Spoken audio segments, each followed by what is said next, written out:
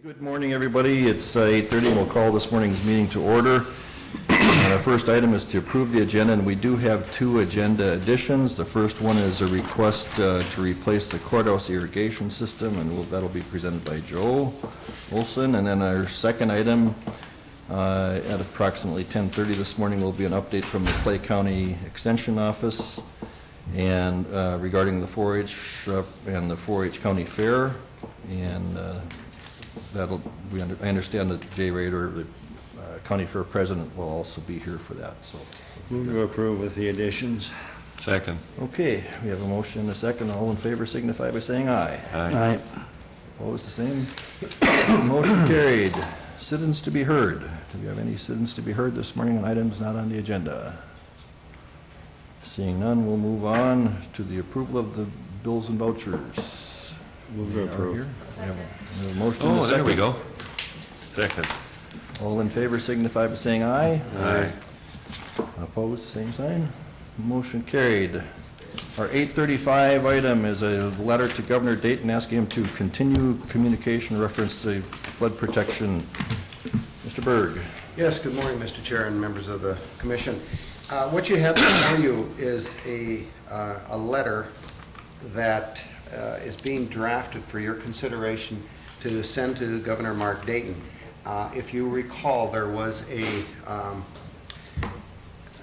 committee that had been formed to discuss this issue of permitting and how we go through the process with the diversion with the DNR.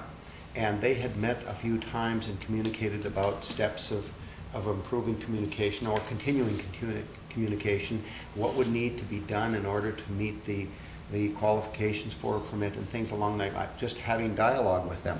And if my memory serves me correct, Commissioner Landwehr issued a letter to the diversion stating that they would no longer be engaged in this committee to communicate about this because of the litigation that was going on. There's been individuals. Mr. Berg, if I can interrupt, wasn't it also because the Corps had started the work on the inlet structure? Isn't that also part of the reason that he gave as to? That very, very well could have been. I don't recall that, but I mean, because the litigation was going on before. The litigation's been going on for a long time. Yeah, so I think the reason that Commissioner Landwehr gave was the fact that the Corps had proceeded on that. Yeah, I'm sure you're correct on it. Okay. I'm sure Okay. I've seen the letter, but I guess I didn't recall that. But anyway, the purpose was that the two chairs of the Garrison diversion, the FM diversion, was that they would like to see this dialogue continue with the DNR for positive results and open communications on it. So they felt that it would be advantageous for the city of Moorhead and the Clay County Council to send a letter to the governor asking for them to engage in communication again. And that's what the letter does, and it's before you today for your consideration. Yeah, I think the letter, the mayor has a good letter here, and it just, I don't know, there isn't really a good explanation that I've seen why the state would withdraw from those discussions, you know, to move this process ahead one way or the other. So, and you know, it doesn't, you know, I think the mayor is correct here. It's not really supporting the diversion project. It's just saying that, you know, they're an important party to have at the table, and there's really no, like I say, it just defies explanation why they would withdraw from that process at this point. So at any rate, I would move that we sign on to the City of Moorhead's letter to Governor Dayton asking for the state to re-engage with us on this. Okay. I second that motion. Okay, we have a motion and a second. Any further discussion? I just will make a comment that, you know, I obviously have disagreeing views, as a lot of people on this board, about diversion issues, and I think that it's important to have all voices represented at this table from the county, and I think that while there is a majority that would be protected by this, that we all are very aware that there are people that will be adversely affected. And while I agree with the comments from Commissioner Wayland, I do really feel that having a voice present is important. I'm not necessarily sure that sending this letter really will accomplish anything that way, because the issue really is with DNR, and if DNR is at the table, what do those conversations look like? But I will go support this today, because I think it is important to have all of those voices heard. So. All right, thank you. Any other comments? I also fully support the motion too, so. And I think you all know this, but I think it's worthy of mentioning that the DNR has been very supportive of flood protection for Clay County and the dollars that have been invested in the city. Okay, very good. Any further discussion? Seeing none, all in favor signify by saying aye. Aye. Opposed, same sign. Motion carried. Thank you, Brian. Thank you, Mr. Chair. All right. All right, so we'll move on. Joe, if we can do your item rather quickly, we don't have to have you sit around here all day, and I think you got a lot going on around the campus that you'd rather be doing, so. Okay. So let's take your addition here. I appreciate you getting me in here, so. All right. Good morning. I'm coming before you today to ask approval to move forward with adding a new irrigation system into the courthouse. I think within the last 5-6 years, we've had the current system hacked twice now. I think the first time was over in the LEC a little bit. Now with it getting torn out, a good chunk of it over in the front there. We have kind of a manual system going on, and we've been using sprinkler system or draping hoses and stuff. So it's been kind of it's kind of a manual way of doing it now. So I've priced out 2 companies to sprinkle all around just the courthouse, and Aqualon came in at $16,500, and Pro Landscapers came in at $16,885. And then I did note on here that we have we've never had water from the building to the system. It's always had to have a hose run across over by the 10 Commandments there, and so that would be plumbed in correctly like normal. And so total project cost would be $19,000 if we moved ahead with Aqualon. So I'm requesting to move forward with this. I'll make a motion to approve the bid from Aqualon. Second. We have a motion and a second. Was there lines put in by those islands out there? Is there going to be things that are going to be needed there? We did take a look at all that. We added 2 sleeves underneath the parking lot so we could run the lines, so it didn't affect or slow up the project. Okay. And so then it'll be sprinkled out in the front there where the landscaping's happening, all the bushes and stuff. Okay. And so we seen this coming, and we figured now is the time to put it in instead of rip it up later. So there's just a sleeve then that the water line could just Yeah, be- there's two sleeves running on each Each two one. sleeves running in there, one on each side, and then they can easily access it and stuff, so. Okay. And Mr. Chair, those sleeves that would go to the grassy area out in front between here Yes. and the school. Yes. The islands are not included in that. Yes. They'll We- have to be So self-watered. it goes up to the boulevard? Correct, yep. Yes. Yep, Okay. the islands are, we looked at that, but we decided that to run, it was gonna be pretty expensive to run to each of those little islands. We would look at something a little different there to keep them. Okay. But, so, Very good. okay. All right, we have a motion and a second. Any further discussion? Seeing none, all in favor signify by saying aye. Aye. Opposed, the same. Motion carried. Thank you, Joel. Thank you. That's going to, I'm going to imagine that's coming out of the capital improvement. Well, Mr. Chair, what we have done is designated funds within the, No. Maintenance? no, within the correctional facility and the new Project. law enforcement center, because we feel the expanded parking was needed to Okay. augment. So that's parking. part of that. That's part of our allowances that we've put in All right. into the budget. All right.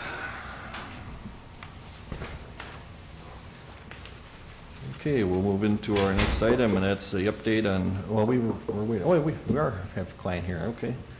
Matt and Nick, we have Matt from Klein McCarthy and Nick from Construction Engineers. Good morning, we're going to give us an update. And Matt, maybe we'll start with you. Sounds good. This morning. Yeah, I appreciate being here. Make sure you kind of pull one of those mics up. A little closer There you here. go, yeah, please. We've been asked to give quarterly updates as the continued construction is going on, as I'm sure you guys seen out your windows around campus. I'll kind of keep her a little brief today. Nick's got more of the dog and pony, the images, and some of the nicer stuff to see today. But to start, like I mentioned, we're going to be giving quarterly updates. This would be the first, and just kind of now that we're really in the ground, hitting the ground running, and the construction is really moving. Where we stand, things have been going really, really well for both the correctional and the law enforcement center project. As you see, things are starting to come out of the ground, so we're at a very good place. Usually after this point, you don't find a lot of unknown things that can disrupt the process. So construction engineers has done a great job in coordinating not only this to this point and all this various site work going on around the campus as well. We architecturally have been working behind the scenes on a lot of the shop drawings, which has been going very well, and we're getting through those pretty quickly and getting those to construction engineers to get processed. In the next few weeks, and Nick will go over schedule, you'll start to see a lot more going on, especially at the correctional facility. You'll start seeing precast wall panels, things of that nature coming in, and it's really going to become a building. The law enforcement center side, there should be some steel and some things coming, and he'll give you some more detail on that. But so far, we're very pleased with how things have been going, and hopefully moving forward, we won't have too many hiccups, but we'll be here every few months just to update everybody. With that, I'll kind of switch over to Nick, and he can start with, I think, a flyby. Sounds good. That's what's in the handouts here. There's one schedule, summary schedule for each project, both the correctional facility and the law enforcement center.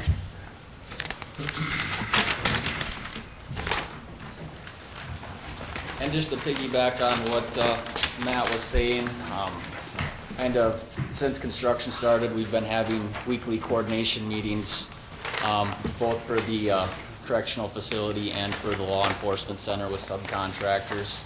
We've been including contractors from other projects around campus as well, coordinating with them, and the parking lots being started. So we're keeping a close eye on that as well, and everything's been going very well. So I'm pleased to give you guys this update today. To start out with, we did do a drone flyover pretty recently. This is of last Friday. So I'm just going to let it run through the first time here, let you guys take a look, and then I'll come back around and pause it in a few places and explain what's going on. So this is the law enforcement center right here, starting out with that, flying from south to north. We're going from west to east towards 11th Street.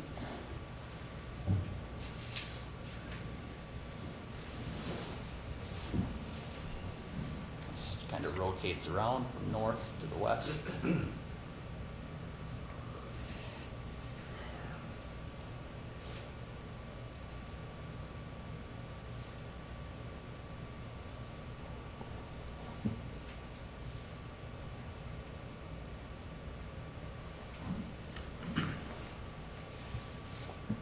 Here we're transitioning over to the jail. Now, so you kind of see the footprint of the perimeter foundation walls. Starting work on some of the interior foundations. You can see some stub outs from plumbing, underground plumbing items, kind of in the middle there.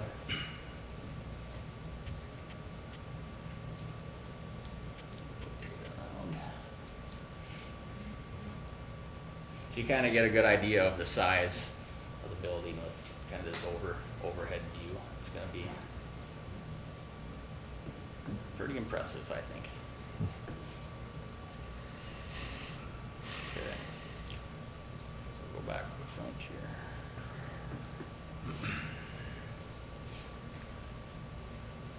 Okay. To explain what you're kind of looking at here, this is our topsoil pile. This will be staged here until a little bit later in the project when we get to landscaping. So this will be essentially one of the later items or last items to be spread out across the site, just prior to seeding and things like that. A little bit further to the north here, you can see we're starting with the fabric at the parking lot, and then they're spreading out class 5. They got pretty much all that done as of today now. And it's gonna stay like that for a while. Essentially what we're doing, that's gonna be our laydown area for structural steel and masonry and all the materials that are gonna be coming in for the project. We don't wanna pour concrete at this time and risk damaging it, so we'll hold off on that for a little while. Is that still scheduled for this year then, or is that next spring? Yeah, we're or- shooting for the fall, The fall hoping to for the get that in. concrete? Yep, Okay. that's the plan right now. So, zoom in a little bit more on the building here. So what you're looking at here where the piers are coming up, this is the footprint of the garage. We can see the north, about 75% of the north CMU wall, masonry wall is constructed. They got it turned to the south over on the west side. Wrapping up all the interior footing pads, that's all done as of Friday. Actually, they poured the last ones right here, you can see them all formed up. The last of the concrete piers, which you can see sticking out of the ground, will be poured today as well. So essentially our foundations will be done as of either the end of the day today or tomorrow, depending on how the weather is today. So.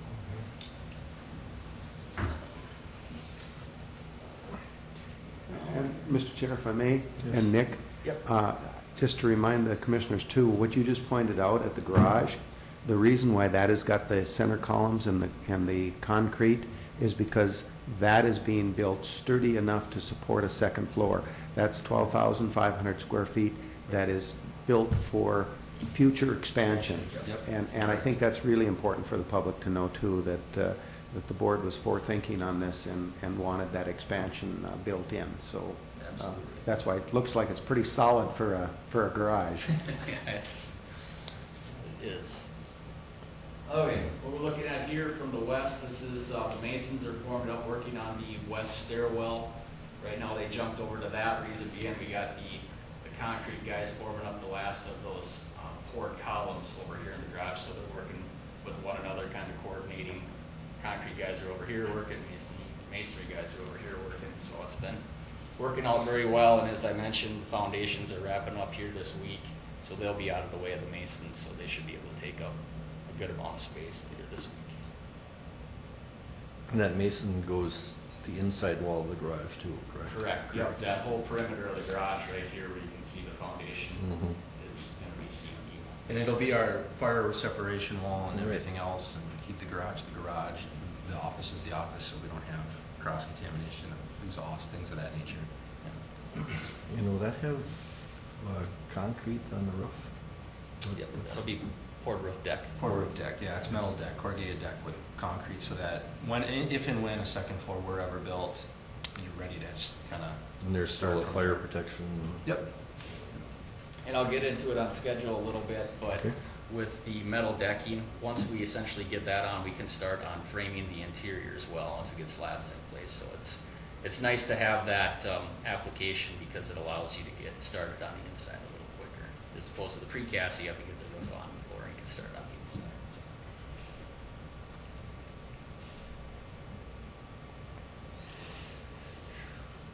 So you see the pump truck there, it's kind of a nice picture.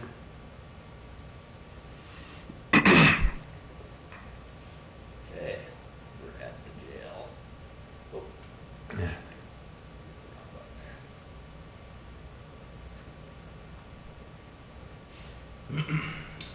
So as I mentioned, you can kind of see the perimeter of the foundation here.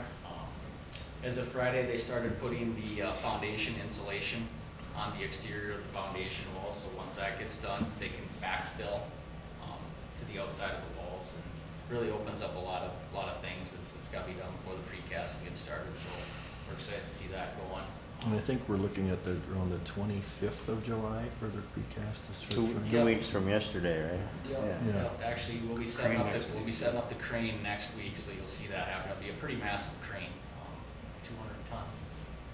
And so that'll sit inside, right? The crane will sit inside? It'll be, yeah, we'll probably erect it over on the south end there, and then they'll crawl it into the building. That's expected, so. And within about, I think after the crane setup, I think it's a month's time, you'll have pretty much all of phase one precast wall panels up. Yeah. So it's just a few weeks, and that's kind of the benefit of the prefabricated offsite. They can just bring them, tip them up, put them in place, and then they'll be able to start. Do they getting weld working. them? Is that what they do then? Yeah, at the base. At the There's base. steel embeds at the top of the foundation wall set in, and then they'll come in, which is below grade, and then the panel comes in and sets. They weld it all together, and temporary shore it up, and then once the full system's together, they take that shoring away, and everything's locked in. And then the beams, I suppose, Yep, we have some concrete beams and then some steel and then some CMU block support as well. So, but the majority of the south end is concrete. So it's one contractor can just come in, all prefabricated, and just they're essentially in a month or a month and a half going to give you pretty much a building for phase Wow. one. So a lot of people are thinking the LEC's ahead of the jail right now. That's really about to change once the precast starts going. So, as I mentioned, the masons will be starting here in about a week. We have them scheduled to start kind of in the west area here, and they'll have to coordinate with the precast because that's kind of where they're starting to. But it won't take the precast too long, we don't think, to kind of get out of that area and open it up for the masons. So it'll just take some coordination between the two, but we can have them both in there at the same time, which will be nice to see. As I mentioned, you kind of see some of the stub outs from the deep plumbing throughout the interior of the building. We're trying to get the deep stuff in as much as possible because once the precast walls are in for the deeper stuff that's down like 7-8 feet, it's hard to get your slope requirements to get the pipes in when the walls are up. So, and also there's no concern with the crane driving over the deep stuff. We can't really get started on the shallow stuff right now because the crane drives over it might cause some damage. So we're holding off on that until we do get the crane out of there. So. In here. Other than that, that's kind of what we got going on. You can kind of start to see the relationship of where the new jail is going to, or correctional facility is going to sit in relation to the JDC building. Kind of get a gauge there. There we do have the new wall of the jail, or the correctional facility in that area is actually a firewall, so that we can kind of just, the juvenile detention center can be whatever it needs to be down the line for the county. If any work ever needs to happen, we don't have to worry about us impeding on that by any means. So.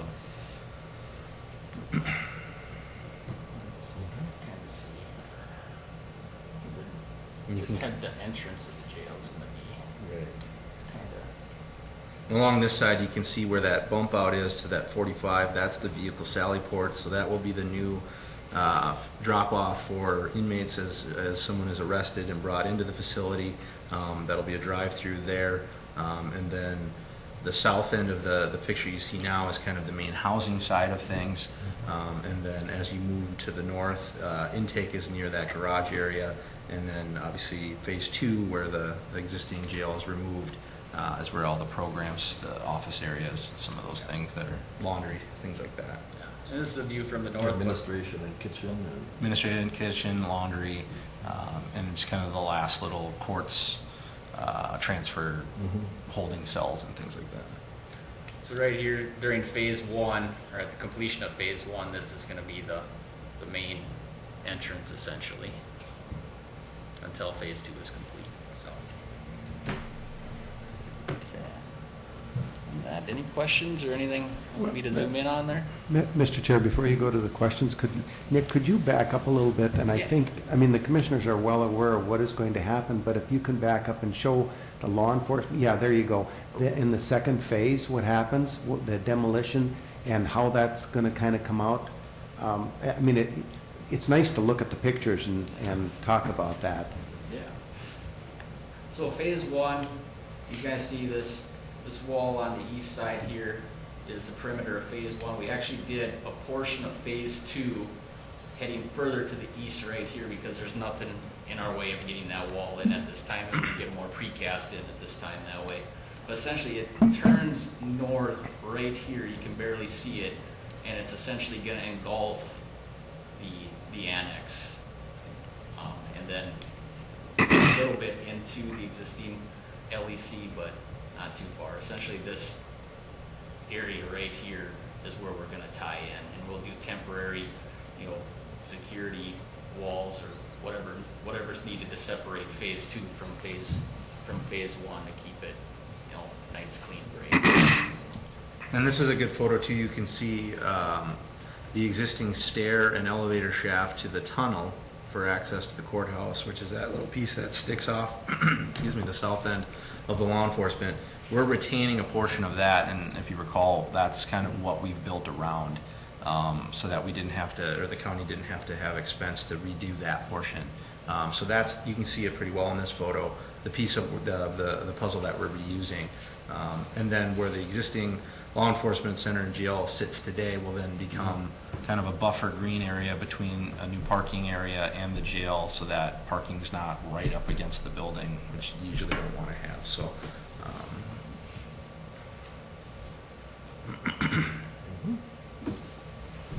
Okay. Any other things you want me to point out or talk about? Okay, so we can jump into the handouts I got here for you. We'll start with the LEC, just the shorter one, since we started that one on the video here. Just kind of reiterating some of the things we talked about going through the video. Zoom in a little bit there, don't I? So site demo and excavation is essentially complete. Currently grading. Oh.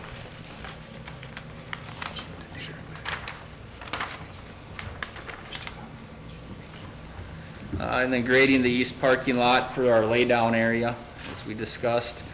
Foundations on the LEC are essentially complete. We'll be wrapping up the remaining concrete piers here this week. Masonry, that's currently working on the block at the west stairwell, and I'll be jumping back over to the garage once the concrete guys are out of their way there. And then structural steel, we'll be starting to set that. We do have 4 columns on site right now that get embedded into masonry over by the evidence bay, so we'll be setting those in place later this week as well, so getting to start on that. The remaining steel for the balance of the project we should be seeing early part of August. So just kind of the building enclosure area at the top, I separated building enclosure from building interior. Reason being is that we're shooting to get the building enclosed prior to the winter. Right now I'm showing roofing wrapping up by the end of November before we get into the depths of the cold winters around here. So that's kind of a milestone, so I just wanted to break it out that way. Over at the interior, MEP rough end, mechanical, electrical, plumbing rough ends ongoing as the masonry walls are going up, so they'll be going through that process for quite a while, and once the framing starts they'll be continuing on that. Underground plumbing just started earlier this week, actually yesterday. At the building interior, we do have all the utilities at the exterior of the building completed, so they're tying into that right now. So and other than that, it's kind of wraps up for the LEC as far as update goes. Unless any specific questions on that, you can switch over to the jail. Okay, so rammed aggregate piers are done. I'm sure all of you have noticed that we haven't had that constant pounding going on here for the past couple weeks, which everybody I'm sure is appreciative of. As I mentioned, currently insulating the exterior foundation walls, which will allow us to backfill this week.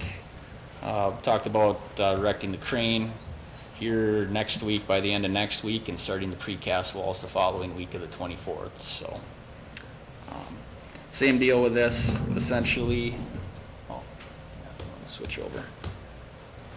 Essentially shooting to get the enclosure of the building done prior to winter, so I'm showing that kind of wrapping up the early part of November with the windows, glass and glazing being completed around that time. So. And then over on the interior, the underground plumbing, Electrical has been ongoing for a while now. Electrical's really just got their stub ends in. Most of their stuff is pretty shallow, so they can do it after the precast is erected. The deeper plumbing, we are getting in place at this time, so we don't have to worry about that after with the deep excavations. And then masons are scheduled to start next week, and rough ends will be following right behind them, so. And then steel cells are right after the precast. Yep.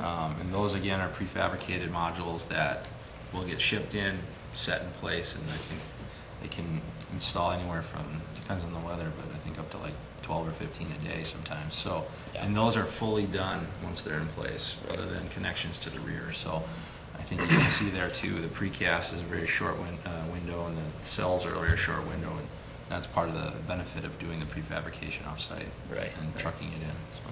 Yeah. Is that a different type of a crane then that does that, or? Those can actually just kind of be picked up with a small lift or Oh, a yeah. little type, yeah. Okay. They're about 5,000 pounds a piece, I think. So. Yeah, and just, and some of the precasts will be holding out panels in certain locations so we can slide the cells in, because obviously you're not gonna fit through doors, so.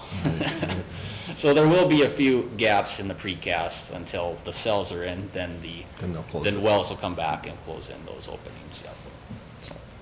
So, yeah, and then, yeah, like, piggyback on what Matt said, once the underground's done, concrete slabs are in, we can just slide those cells right in, so. Yeah.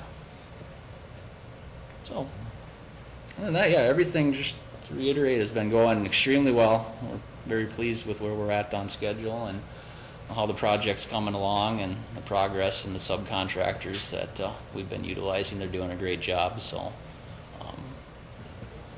And the committee's been going well, meeting every 2 weeks as well, been able to coordinate everything and get everything squared away in a timely manner, so it's going real well. I know, it's kind of, it's nice to see that cooperation and coordination that takes place at those meetings. It's, boy, everybody's really thorough on what everybody's doing, and thank you for that. Ryan?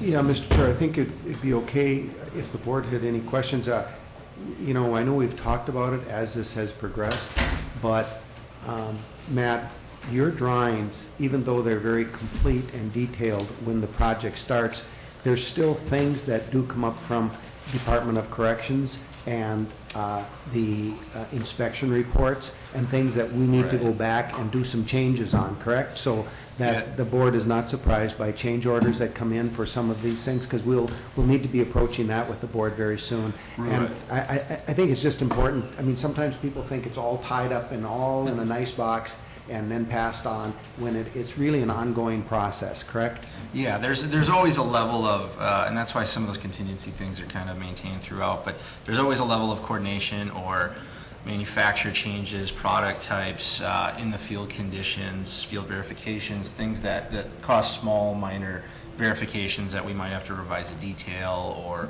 re-review something that was designed a year ago and not change it, but essentially just kind of adjust it as needed to make sure everybody's kind of coordinated and everybody's squared away. So yeah, there's usually a level or a number of things that do come up like that. And fortunately, to date, we've been really able to handle a lot of those kind of things through shop drawing coordination meetings and at the committee level.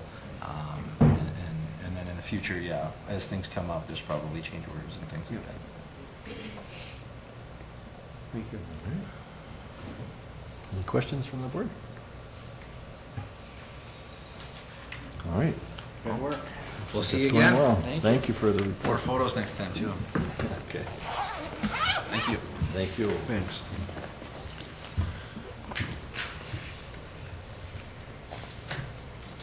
We're well ahead of schedule here, but I think we'll just keep moving along here. Next, we're going to have an update from the Correctional Facility Transition Team. Julie, are you going to, you might want to bring up some extra chairs. We want to meet your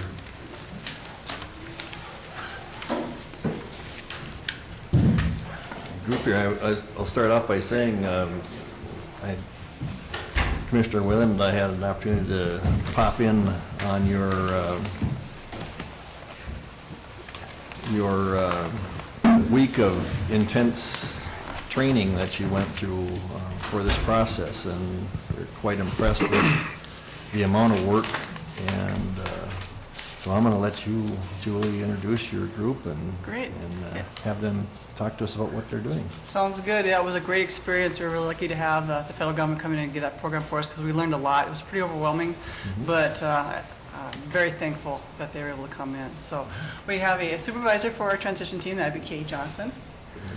And everybody knows Justin Roberts, the assistant jail administrator. And we have Chuck Swedberg and Joel Torkelson. They're all our transition teams. So we kind of broke it up into different areas, and each one's going to take a little part. So, Katie, did you want to start? Sure. Okay. Since May 1st, we have been developing scenarios that reflect the day-to-day operations of the new facility.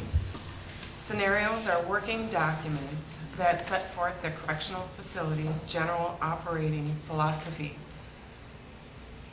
A scenario is a written outline of a sequence of events that reflect the correctional facility's daily events.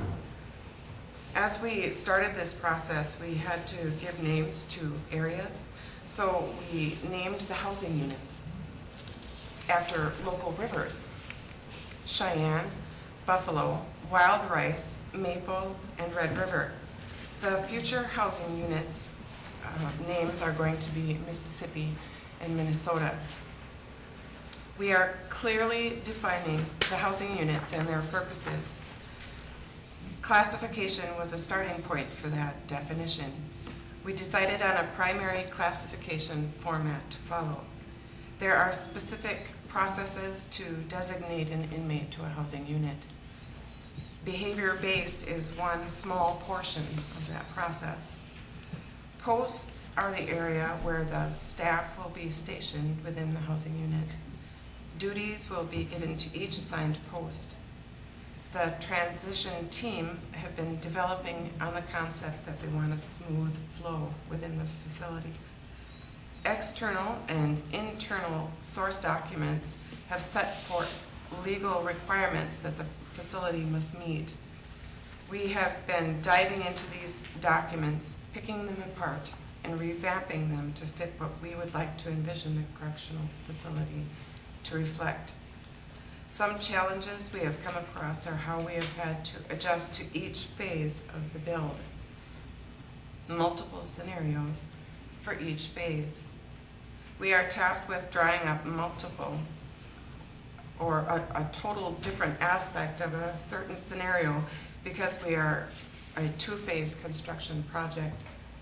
For example, how we will have to deal with food and laundry, and how it will be completely different for each phase during the build process. Chuck, do you want to go ahead? Just dealing with the master schedule, at first glance, we are running behind on our action plan due to our late start of our transition team. We started in early May, and we just finished with our National Institute of Corrections training in late June, where we were tasked with many different tasks of setting a master schedule. We also, during this last couple of months, we had CIT training, which is crisis intervention training for mental health, and other scenarios that followed with that. But our master schedule is basically a fluid document changing as the scenarios are developed. As we refine the schedule, we find issues or conflicting informations with the scenarios. So the team needs to stop and develop or improve the schedule to be as precise as we can. At this stage of development, programming will be an integral portion of our operational choices of the new facility. We have only just begun to incorporate these activities into the master schedule. We already have an established list of programs that we want to transition to the new facility. However, with our facility that we have now, we're limited on the programs that we do have. Once we start the new facility, we will greatly expand those programs. proper programming in our facility will be maintained according to the schedule by building on the premises, along with the guidance and past practice of other agencies. We will be able to develop and identify the needs of inmates with behavioral health issues. A difficult and challenging portion of the developing of the master schedule is the staff schedule. We traveled to other agencies for a job shadow. The process helped give us a team insight as to how to conduct daily operations in a correctional facility of this type. As you can imagine, our jail is quite different, old, compared to the facilities that we've toured. And trying to change our philosophy and our thinking is basically doing a 180. You're talking about going from a linear style to a direct supervision. Yeah, to a direct supervision, and it's totally different from what our thinking is for our staff, and trying to give our staff guidance is what in a year things will be much different, and that's what we're trying to communicate with them and trying to ease their concerns. But the trend that we've already visited Polk County, we visited Douglas County, we've been over at Cass County, North Dakota. We have future plans of getting over to Canby, Ojai County and doing some more job shadowing. We're limited as our time as we get there.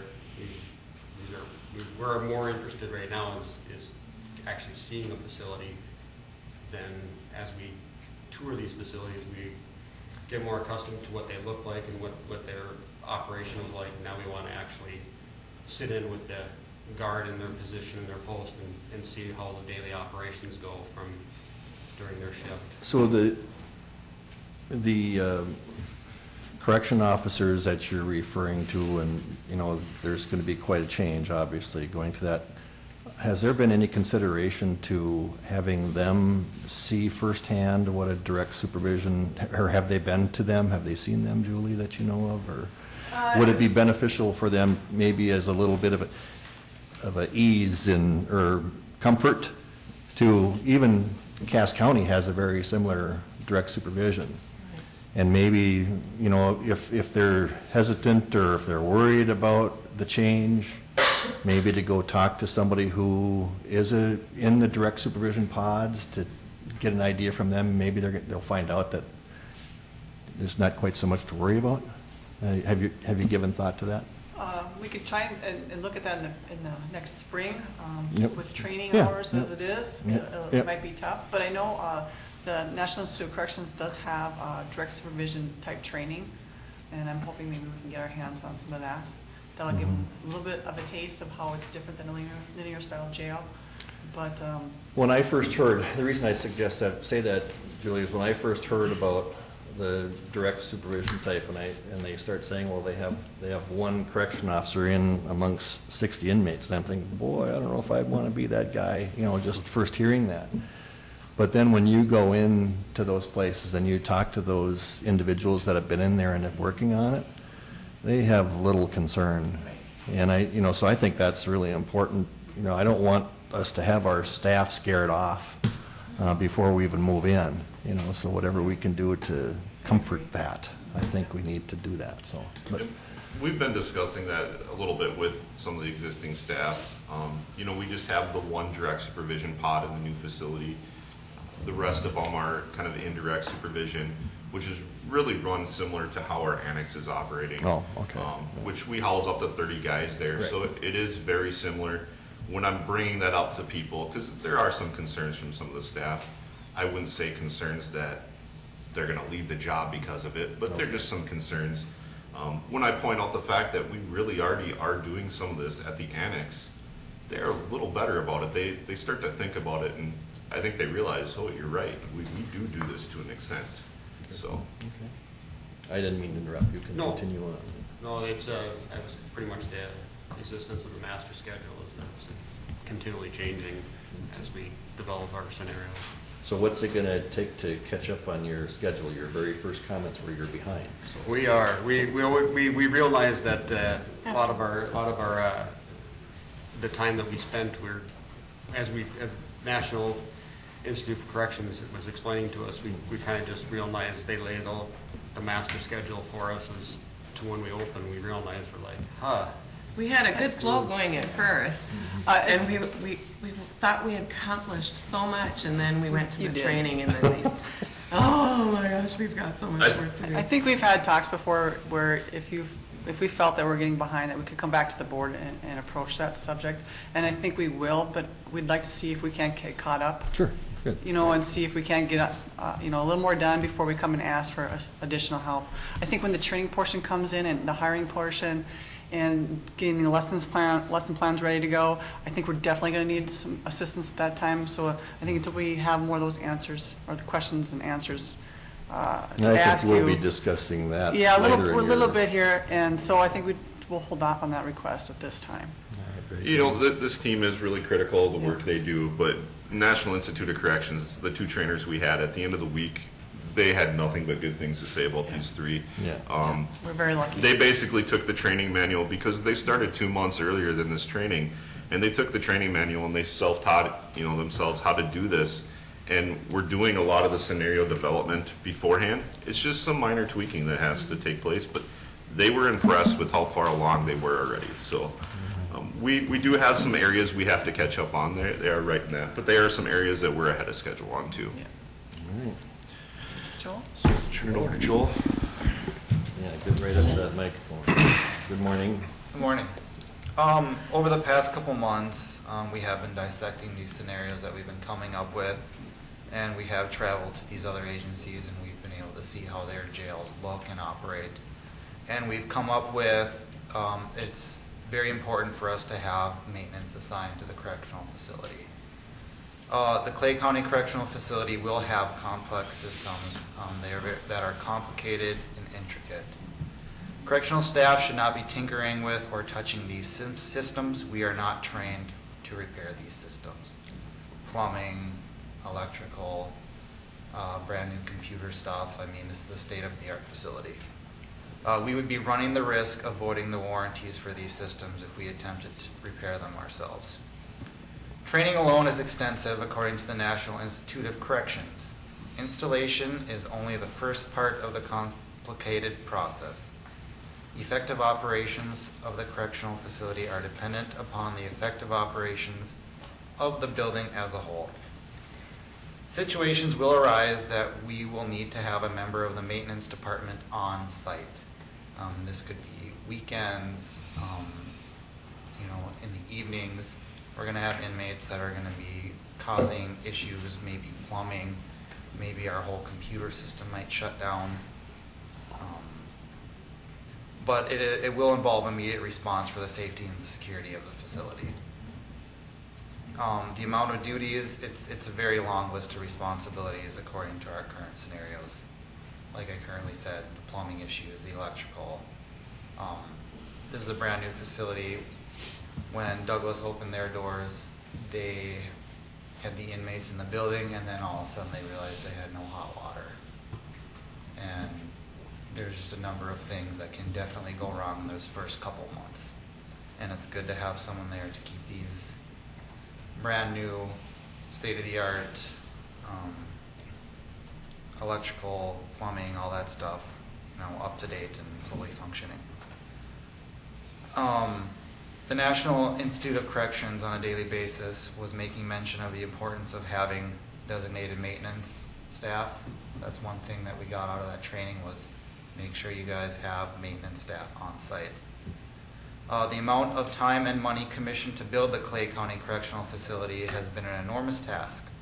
In order to keep a $36 million facility looking pristine for longer than a few months, there must be a full-time designated maintenance person. When we traveled to Douglas County, they were a perfect example of how we need our facility to maintain near perfect appearance. Their capacity is half our amount of inmates, and they have a full-time maintenance staff, in addition to a half-time maintenance staff person. That building was built 6 years ago, and it looks brand new. The floors are shiny. It seems flawless. It is just a beautiful building. And then we traveled to other places like Polk County, and it looks like it's 20 years old when it's really 9 years old.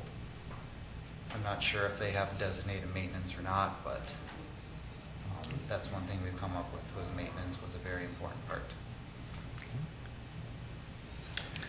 I think Justin has a I have schedule to go some through. training stuff to go over with you guys. Both Grant and Kevin, you guys have both seen this before. We went over it the day we were there. I believe all of you have copies of it, or at least may have copies of it. It's kind of got some blue coloring in there. The only difference that I'll note is that from your copy to my copy, I updated some dates based on what we were given yesterday at our meeting that you guys saw on your guys' schedule that was given today too. But one of the things we went over was we can't just expect to move into this facility the day completion is done, construction completion is done. We need time to train the staff into that. And really what they said is a minimum of 80 hours per person needs to be trained in that new facility. And I would go with that. That is a pretty good timeline. When we hire a new correctional officer, we give them a minimum of 120 hours. We are basically retraining our entire staff on a new facility.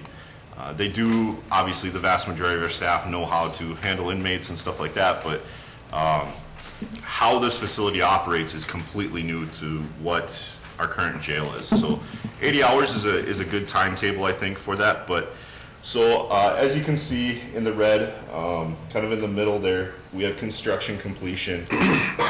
According to the schedule that was given to us yesterday from construction engineers, that's on schedule to be completed July 18th. So that's kind of our start date for training. But even prior to that, we need to train the new staff that we need to add to this facility. And I say that because those staff, we need to train on our existing facility, and we need to train them how to operate that facility so we can pull our existing staff to start training them as well in the new facility. So that would be 120 hours. We're looking at having to add somewhere around 15 new full-time staff members, so which would mean roughly 3 weeks to 4 weeks earlier, we would have to start training those 15 officers from that July 18th deadline, which you can kind of see here. We would probably start their training sometime around June 18th. But even prior to that, we would like to start training those new staff and some of our existing staff on CIT. I think that's been one focus of the mental health or behavioral health committee, is making sure that the vast majority of our staff are CIT trained. And I would highly recommend it. I went through CIT training several years ago, and it is a very useful tool, especially with dealing with the clientele that we deal with on a daily basis. So that training, it's kind of fluid. It would depend on when, the CIT trainers are available, but we were looking and anticipating somewhere around the June 12th. So ultimately, that would be the date we have to have our 15 new officers trained or hired by, and then we would start the CIT training.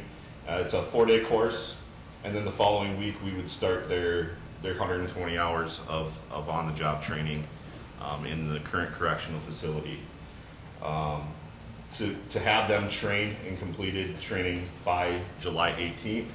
So then starting July 18th, we can start our first group of training in the new facility. Part of what we looked at through the CIT or through the National Institute of Corrections training was we'll have about 50 full-time officers in this new facility, or full-time employees in this new facility. Of those 50 full-time employees, 3 of them can get pulled out of the training initially because they're admin staff. It would include me, Julie, and I think our programmer.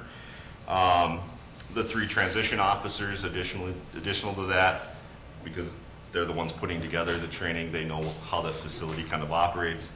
And then 1 court officer that we can't really give up to do training quite at that time.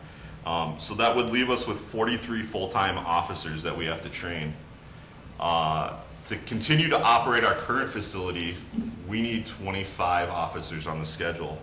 So that would leave us in each group of the training would leave us 18 officers that we could pull for the 2 weeks of training, the 80 hours of training. To shorten it up, because to to train 18 full-time officers at once would be very difficult all in one large group. We're looking at breaking those down into days and nights. So we would break those 18 into groups of 9. One group would train on the days, and the other group would train on the overnights for that first group. Then after that first group, we'd move into the second group, and then the third group would then include some of our all of our part-time staff. We're anticipating having somewhere around 12 variable hour, I just call them part-time, but variable hour employees that also need to be trained on the facility, the 80 hours. And that would give us the total of 55 officers that need to be trained. It'd be the 43 full-time, plus the 12 part-time, and it would have us finishing the week of August 28th. And now that doesn't mean August 28th we can fully just move into the facility. There are, the National Institute of Corrections went over a bunch of stuff with us that have to happen with the transition team that final week before we move in, where no one else is really moving throughout that facility. We're doing our last full security sweeps. You know, it got brought up to us, it's crazy what contractors leave behind in that building. They have no ties in this building after it's done. You know, they're using a razor blade and it gets dull, they just toss it somewhere in the building because there's no garbage nearby. We have to make sure we find all that stuff. So that last week, we're going through, making sure that the building is entirely searched, making sure that everything functions the way it should. We don't want to run into an issue like was mentioned in Douglas County, where we now have inmates in the building and realize we don't have hot water. That would not be a good thing. So that final week is kind of used to prep for that, but that has us putting in, moving in at a move-in date of September 1st of 2018. It's about a 7-week window from completion of construction to when we can move in. We're looking at some things with the architects and construction engineers right now to maybe improve that by a week or two. We've been talking with them on maybe not having the building turned over to us quite yet, but everything's fully functioned and operational. They're completing their last minute punch list items. That could take a week or two. Yeah, you know, they missed a wall that needs painting, or there's just some minor things that need to be touched up, not real major things that you know, there isn't a wall missing, or you know, the security electronics aren't working. But we also talked about that's perfect training for us. If there's still contractors in the building, all the doors become locked at that point, and when a contractor wants to get from one area to another, they're pressing intercoms, and our staff are operating those as if people are moving through the building. It is going to slow down a little bit of that punch list item stuff, but to get us that week or two window sooner, you know, maybe moving it 6 weeks to 5 weeks rather than, you know, a 7-week window, I think it's doable. I don't think we're looking at it adding a ton of time to someone's schedule by making them wait an extra couple minutes to get through a door here and there. But, you know, this is something that the National Institute of Corrections really emphasized, that you got to make sure you have the right time in for training. Your staff need to know this facility before you get the inmates in there. So, any questions as far as that? Well, I just want to make a comment. The importance of training is that it reduces the anxiety that you were talking about, Kevin. I mean, if they have the opportunity to really feel comfortable in that facility, you know, they're going to take that ownership. So the training is very, very vital to us, and I think we have a pretty good schedule laid out here. You know, and part of during this training, the National Institute of Corrections mentioned about doing sleepovers and stuff like that, where in the past they've had a lot of local clubs and stuff that are interested in coming into this facility and see how a jail operates, because no one really sees how a jail operates because we're operating, we're too busy doing that. This is a perfect time for us to test our systems by bringing in people from the outside, allowing them to spend the night, have them change into our inmate uniforms. They sleep in a cell. Everything's brand new, so it hasn't been used by inmates, and it gives them an opportunity to test the systems. From the, some of my friends that I've talked about with this, they would be very interested in doing something like this, and I think there would be a lot of interest through the community, and I think it gives them an opportunity to see how this operates, and it gives our staff some training, and it gives the building, they emphasize the importance of putting a load on the building. We can't just go from an empty building to having 140 inmates in it. We need to, test those systems, and, flushing one toilet at a time isn't really testing that system.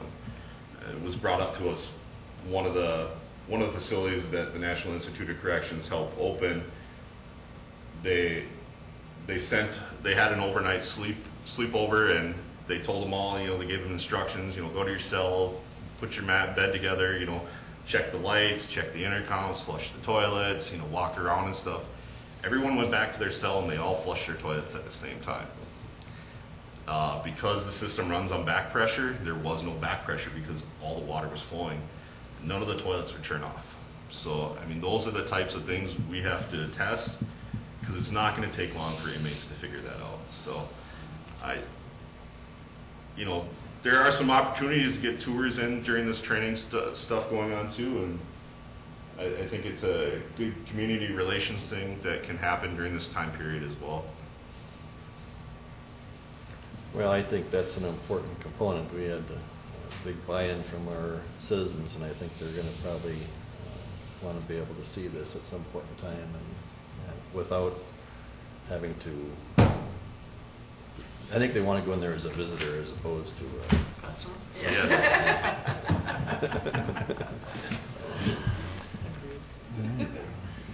Katie, do you want to?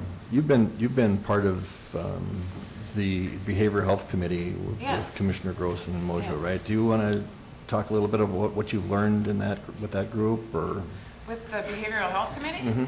Oh, and how you're incorporating that into your planning? On a daily basis, the scenarios we're using the information that we're gathering with the Behavioral Health Committee into the scenarios that we're developing every day. We're using that information and trying to get it on paper, and we're visualizing it in our head as far as how we can help the people that are going to be in this new facility. The behavioral, we're super excited for that, we're calling it the Maple Housing Unit. And we're excited about being able to help the people that are going to be there. It's going to be completely different from what we're using now. What we're using now is they're in a holding cell. And if we're able to have this Maple unit utilizing all the stuff that we're getting from the Behavioral Health Committee, their lives are going to be much better while they're incarcerated. So I'm really looking forward to seeing how this pans out. So. Very good. Any questions from the board? Brian, anything? No, I do think it is amazing, Mr. Chair, the work that they're putting in and all of the things that they're finding and the awareness of it is, it's kind of remarkable, really. I think Julie and Justin are really learning a lot too. Aren't you being surprised by some of the things? And they operate a facility. Yeah. And so I think it's kind of amazing. It's really an eye-opener, so it's really good. It's really good. Well, I can't underestimate the task that they have at hand. That's exactly how I would say or feel, yeah. Yeah, because it's, just the opportunity that Commissioner Whelan and I had that 2 hours in there to get an overview of what you were going to do that entire week and go through was pretty impressive. So good luck with your continued plans, and we look forward to hearing more from you. We'll have you back again, maybe the same thing. We can do quarterly updates from you as well when we have those others. Thank you for what you're doing. Yeah. Good work. Yeah, good work. Okay. We're a little bit early, so we'll maybe, Brian, we'll maybe take our break now, and maybe if we can get a hold of Lori and let her know we're a little ahead of schedule here. We will reconvene our meeting here. Our next item is our construction financial update, and we're going to hear from Mr. Berg and Lori Johnson. And we've gone through an update from the project itself, and now I guess we can talk about the dollars and how we're doing. What dollars, yeah. Just about 53 million of them coming right out of the sheriff's pocket. You got it.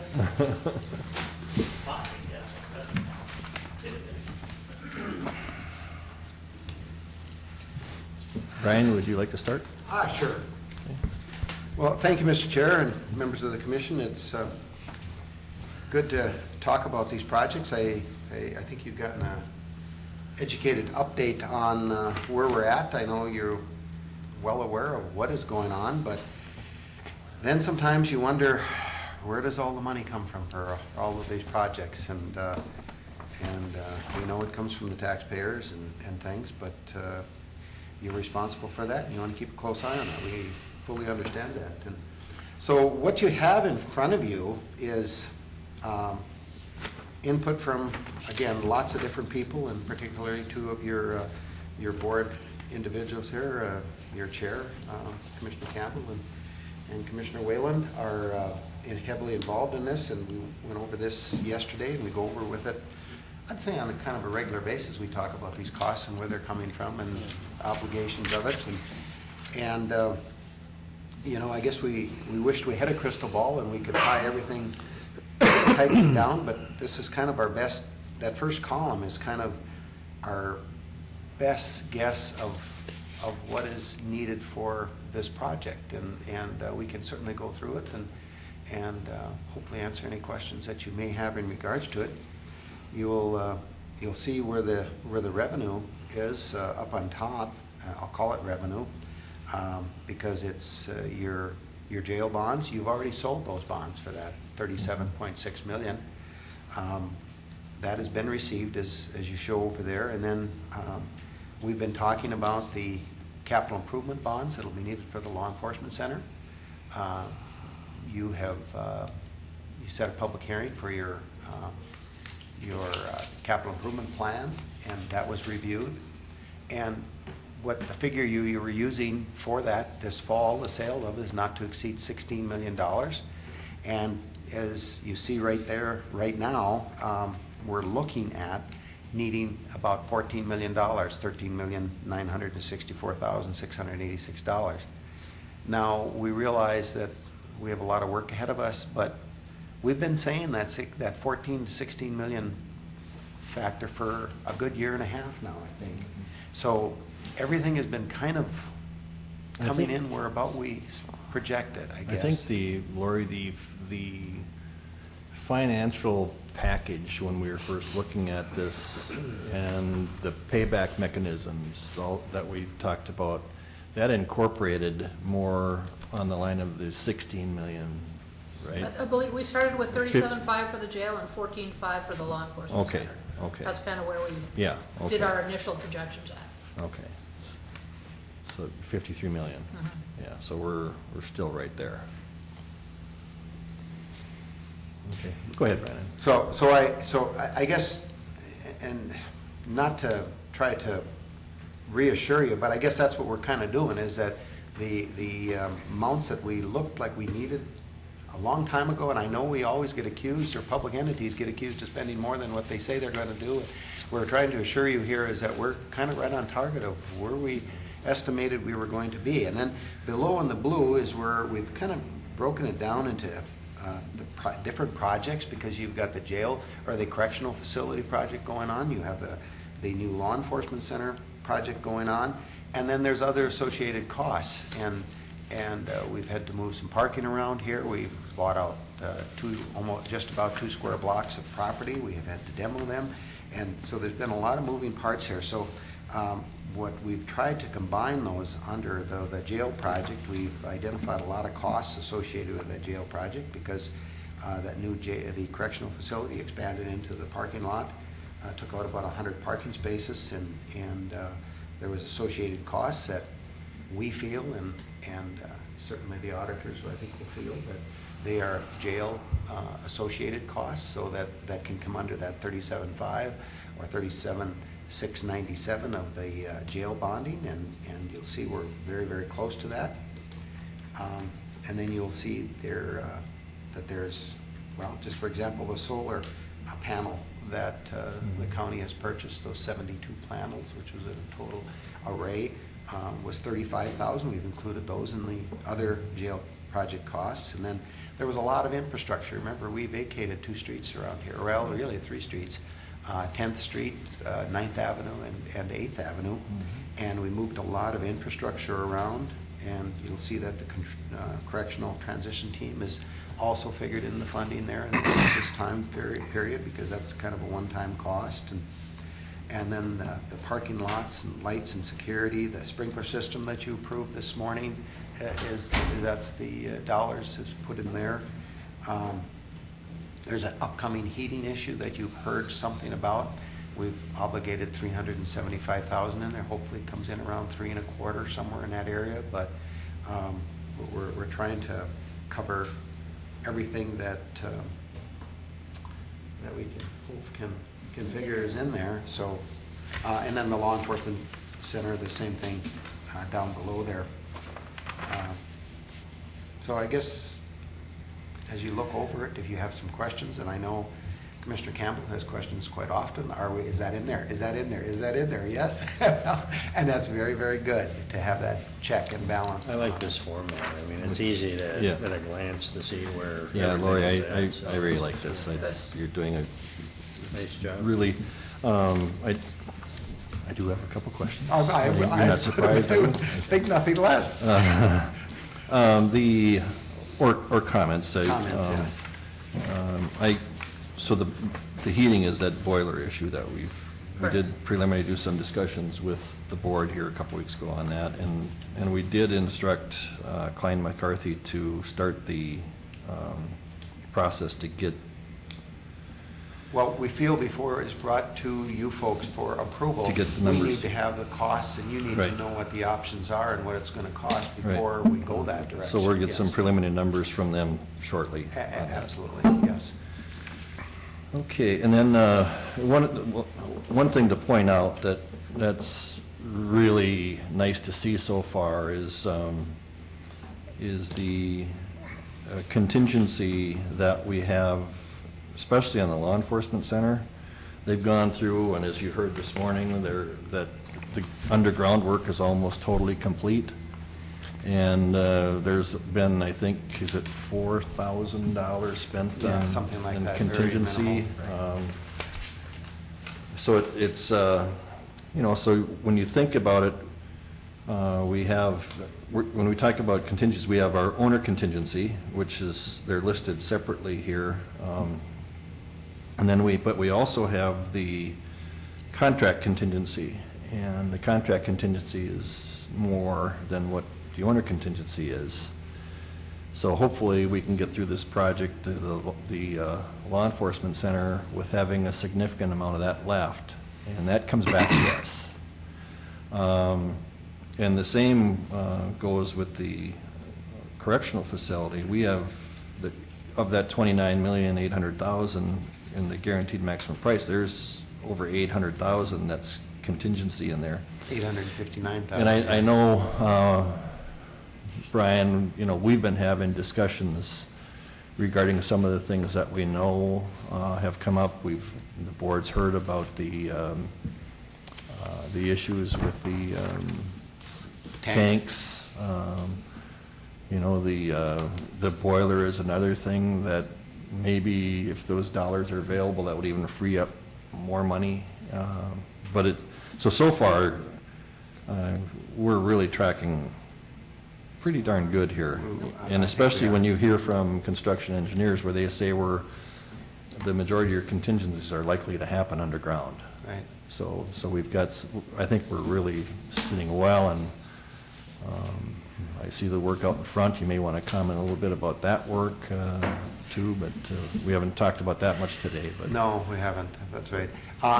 Very good points, Mr. Chair, and just a word of caution on that. I think the law enforcement center, absolutely, shouldn't be too many big surprises on there, but there's a second phase to the correctional facility, and when you demo a building and then we dig up underneath there and things too, that might be another surprise. That might be a surprise. I don't know, but anytime you demo a building, there can be some different things, you know.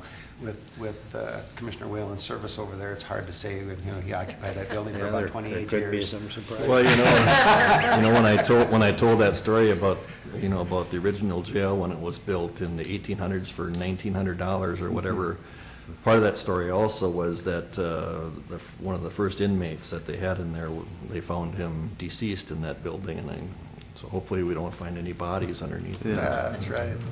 Never know sometimes. I'm talking about from years ago. Well, the sheriff may have to answer to that. No. We'll have to talk. All right. Yeah, I can talk a little bit about the parking lots, and you received, I think, really an updated, accurate accounting of what was going on from our highway engineer, Dave Overbo, last week, when we talked about the extra about 2 feet of soils that they had to take out, the organic matter that they had to remove, and then there was brick and foundation from the old courthouse that was found. That was about another $10,000. So we've identified most of the costs that they are anticipating, and again, that is expected to be occupied by about July 31st, which is only a couple weeks away. And you noticed too how much progress they've made with the pouring of the concrete, and then it has to set for 7 days before they can drive on it. But they'll be painting it and different things too in that time period. So that's really, we're out of the woods with that, and we're really moving along really well. And then just so that you know, they will then move to the front part of the Family Service Center. That might be about a week is all. That is a mill and overlay of the asphalt there. They've got some curb and gutter to replace, but that shouldn't take long at all.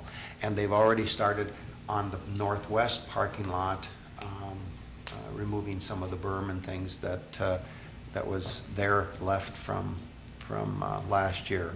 If you remember right, that was all demolished. Fill was hauled in. We use that now that we've used that parking lot for close to a year. It's really got a solid base to it, and there shouldn't be many surprises there. So we're continuing that. It'll be done this fall, and we were pleased we've learned this from the contractors too, another parking issue, but they plan to do most of that parking lot, as you heard this morning, for the law enforcement center this fall too. So the public that is coming here, and I know there's some watching today, that's going to be improved greatly by this fall, and the same with the employees that are watching. They've been very patient, they've been cooperative, and we really appreciate that cooperation from the public and the employees in the process. All right. So do you like the format that you're seeing these reports in the financial? Yeah. Okay. Jim, are you Yes. satisfied? Okay. Very nice. All right, well, good work, Laurie, on financing, and thanks for keeping that up to date. I noticed even from yesterday, you updated some numbers. We got a kind of a goofy number in there too. Yeah, there's a question mark out there, and that's just A typo. Yeah, it's just an error. Forgot They a, made some quick changes and they didn't get that formula changed, so. Okay. The total on the bottom is correct, it's just Yeah. that's in the wrong line. all right, so we'll move right into our financial update, and this is a county-wide financial update we're going into now.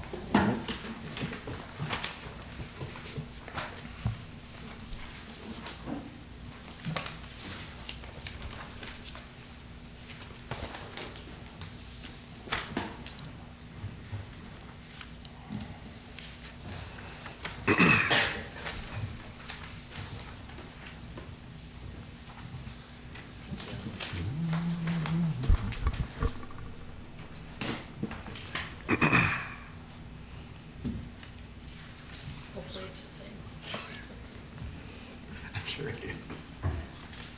Same date, yeah. Well, again, Mr. Chair, thank you, and members of the commission. What you have before you right now is the document that we do quarterly to try to update the county board to let you know where revenues and our expenditures are running for 2017. And this was just printed yesterday as well, but we felt before we go into the budget process, we should talk about where we're at currently. And this was run on the 10th, but mainly through the end of June is the expenditures. This is through the end of June, yep. Yeah, so that's 50% of the year. And remember that even if you see, for example, just a small example, the first one on the list is the Board of Commissioners at 51%. But there's memberships that are paid out of there that come out at the first of the year, and that'll level off by the end as well. So there's some additional expenses that go out at the beginning. But if you want to use the guideline of 50%, most of the expenditures off to the right fall within that 50%. And I've described to you that court administration one, and of course we're running behind, and we will run behind in the entire year on that. We've added quite a few dollars there so that we hopefully budget right next year in regards to that. But there's no really alarming places. There's a few that jump over, but sometimes if you look over to the left side and look at the revenue side, the revenue is up, and that corresponds to maybe a grant or something that is coming up. So I realize you just handed it out. We just printed it out yesterday afternoon, Lori did, and copied this morning, but certainly entertain any questions that you have, any concerns that you have, any, if you want to take a look at it and send me a question or come back next week, that would be fine too. So.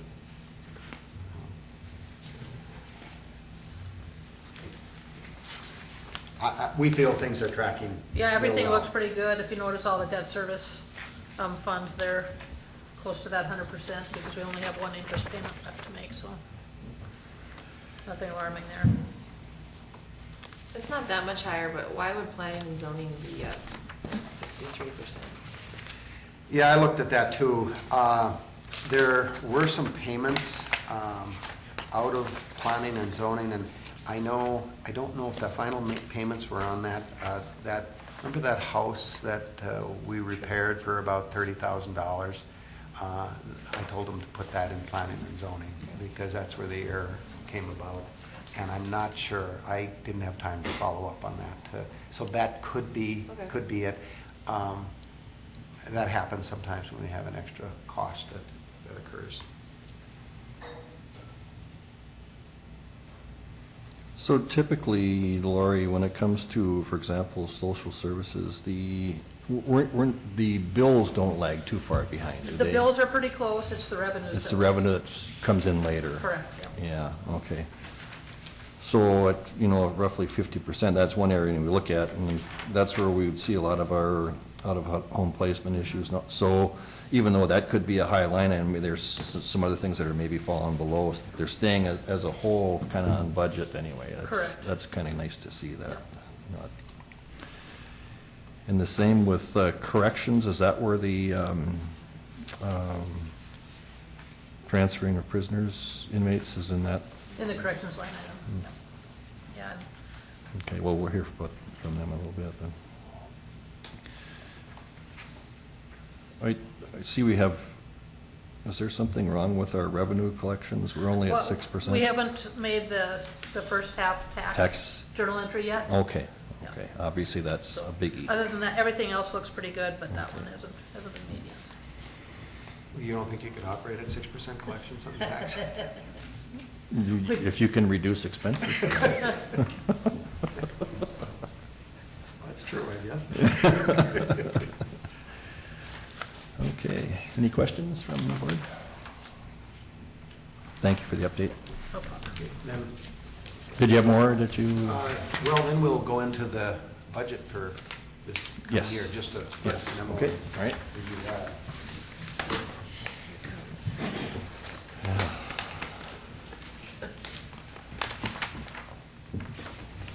Is that this? Yeah, it's the same as that. It's on one page. Okay. You had the front page as part of the packet, but. Okay. I didn't get it. Hmm? I didn't get it. Oh, maybe I just, I don't know. How Lucky, lucky. Oh, I think I might, maybe, I don't know. All right, go ahead. Well, again, Mr. Chair, thanks for the time on the budget update. We're really early, you know, we're the first part of July, and you know, you've got a couple tough months ahead of you in regards to narrowing down a budget. All of the departments have sent in their information, and Lori has compiled up, but we really haven't checked for accuracy and different things of the whole printout. Remember, normally I give you about a 110-page document that shows every department's budget. We'll be getting that to you next week. We just didn't have it ready to give to you today. So, but we want to get going down the road. I do have a printout for the sheriff's office that will be presenting their budget this morning, because we want to move along with the presentations and things. So this is pretty initial. We kind of do this every year to start it out with. If you'll notice, we don't have the new requests in here. We'll be talking new requests with the sheriff's office. There's not going to be too many departments with new requests. Maybe, I think, IT and the sheriff's office, so we'll include those on your next dated memo. But just some general information that we try to go over each year here is, I jumped down into the next block, into the regular budget there. I'm not saying you've approved a 2.5 cost of living adjustment, but you do have union contracts that have been negotiated for the 2.5, which you have approved in the past. So that is how we are proceeding with the budget documents, is with the 2.5% general increase in the budget. Insurance costs, we never know what that's going to be. Last year we budgeted for 500, starting early on, $500,000, and that came in very close to about $80,000 or something like that. So we hope it's somewhere between 0 and 500,000, the costs of it. And, so 500,000 is a what percent increase? About 11 or 12, somewhere in that area. Hopefully we're below that. Darren, have you heard anything from Lakes Country? Okay. Thank you. All right. So we'll kind of work around that and see where that goes. I think it's certainly going to be up from last year. Tough to go 2 years in a row with like a 2% or whatever increase. So, county program aid. We haven't gotten the official document yet from the. I suppose it comes out of the Department of Revenue. But what AMC was telling us, that the projected increase was about $248,000. So I've put that in there as such. So we're going to have a little increase there. That's about 0.75% of your levy, maybe a little more than that, because we're around $29 million now.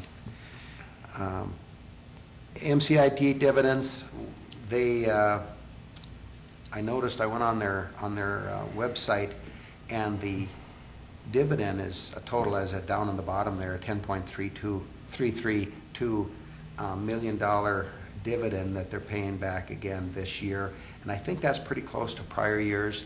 And if that's the case, it'd be about $220,000 to us. And that's why I've got that in there as 2016 figure. But that's going to be very, very close to where we're at. And then just, you know, we've done this now since 2014. We've added $50,000 to the levy for jail construction. And I think that's up to $250 now. Yep. And the out-of-home placements is another issue that we'll need to talk about. That I think there's some documents here we'll talk a little bit about as we go through it. But I think Rhonda's showing about $1.2 million out of her reserves last year in out-of-home placements. So that was, she spent $1.2 million more than what we budgeted for, and it was mostly the out-of-home placement issue. And you also built a new highway facility along with solid waste, and we're budgeting $50,000 a year to pay back solid waste for that over a 5-year period of time. Should take care of that. is the idea there. And just a note of information there, the rebate dollars for the housing starts. I've got 400,000, 480. And Lori's told me that that's more. That's going to be about $480,000 this year. So, How does that 480 compare to last year? It's been going up, it's slightly higher, but now it should level off. It shouldn't Right. go up any more than that. But so actually what we should look at is what it is today versus the 2 years ago, because that's the one that drops off.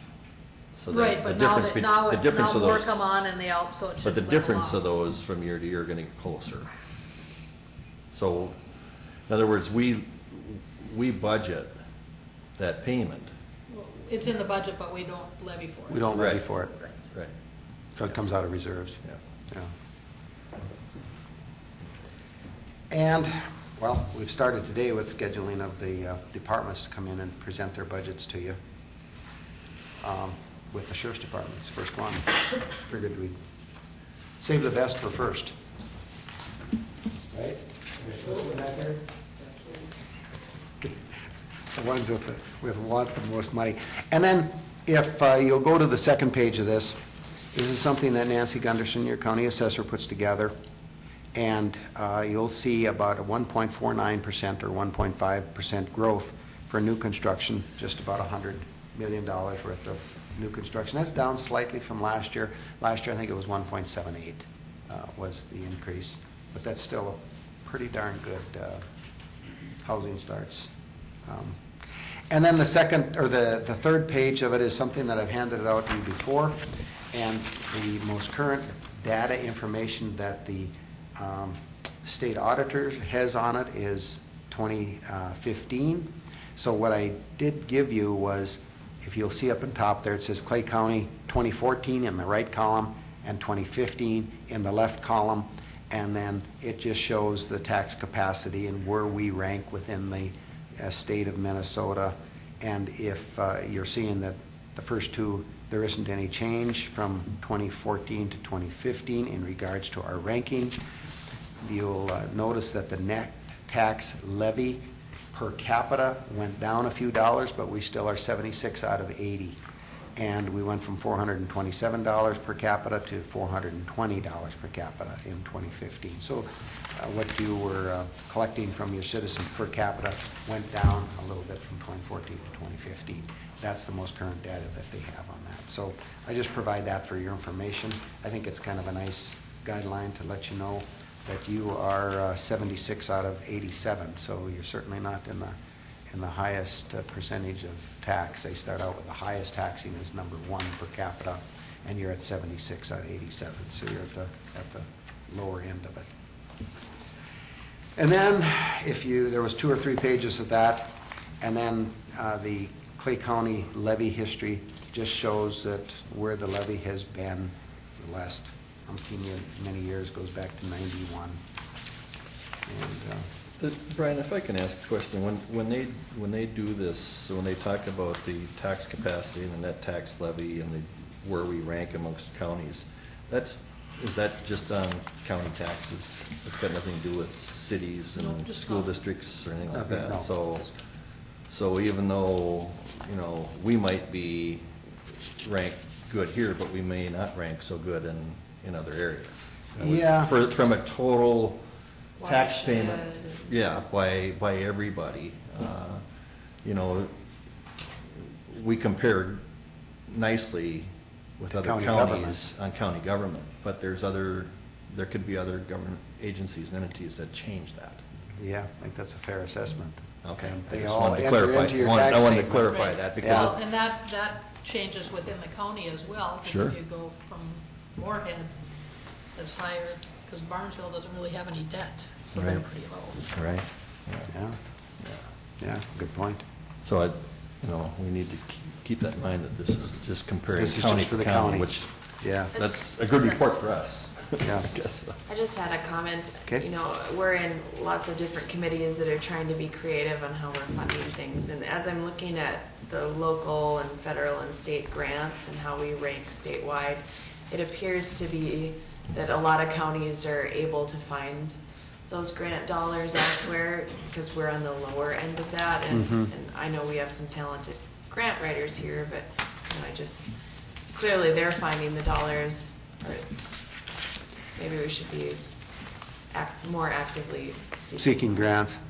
Well, Mr. Chair and Commissioner Mojo, I saw that too and had the similar thoughts, but then there's also other things that enter into it.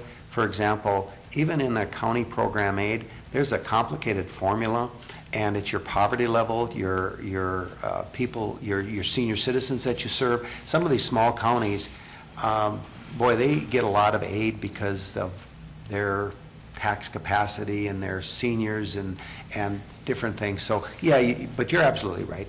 The other thing that I notice is that on fees collected, and I know I've been asked about that a couple different times from different groups, and I've also received some feedback from you commissioners at times, is that when we talk about raising fees for services, I know your kind of general feeling is that's why there's general taxes, to keep the fees relatively low across the board. Because I think, for example, where is the one on total fees? It's not jumping out at me right now, but Charges for services? charges for services, there you go. 87 out of 87. We're 87 out of 87. So Yeah, 86. that means that, yeah, that's about 3/4 of the way down. That means that we probably, we're at the bottom of the scale in what we charge for services. And there are some county services that we could increase, and planning and zoning is one of them. Highway department is probably another one. I won't say the assessing department, but I know Nancy has, one of the first years she was the assessor, the fees that we charge the local entities to do their assessing hadn't been increased for a long time, and we increased it at that time, and now it hasn't been increased for 3-4 years again. You know, so there's some things we probably should look at in regards to that, but like I said, I know I've had some conversation, and it hasn't been for some time, about the general tax, you know, should pay for a lot of those services. Well, and that line item is a bit misleading, because it says charges for services, but the vast majority of that number comes from social services, which we would not classify as typical charges for services, although they're classified there, which we don't have any control over.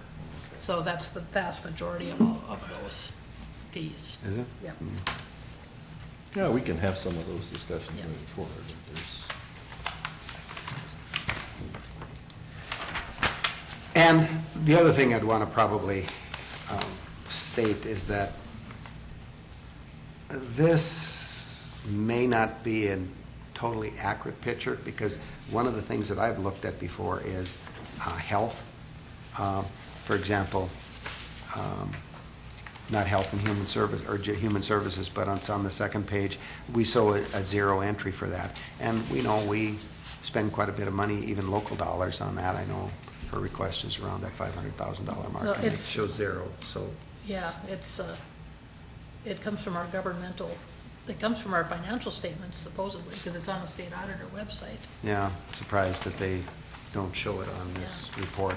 So, I mean, it's a guideline. It's a guideline, so. Any other questions on regards? Right, well, I think this is it's interesting to see this, and you're pointing out some of the areas where we're probably going to have a lot of discussion as we move forward in the budget process, but I'm anxious to listen to this next presentation. Okay, well, let's get to it. All right, thank you. If there's no other questions, let's move on. We'll bring up the sheriff and Matt and Brian and Julie. Excuse me.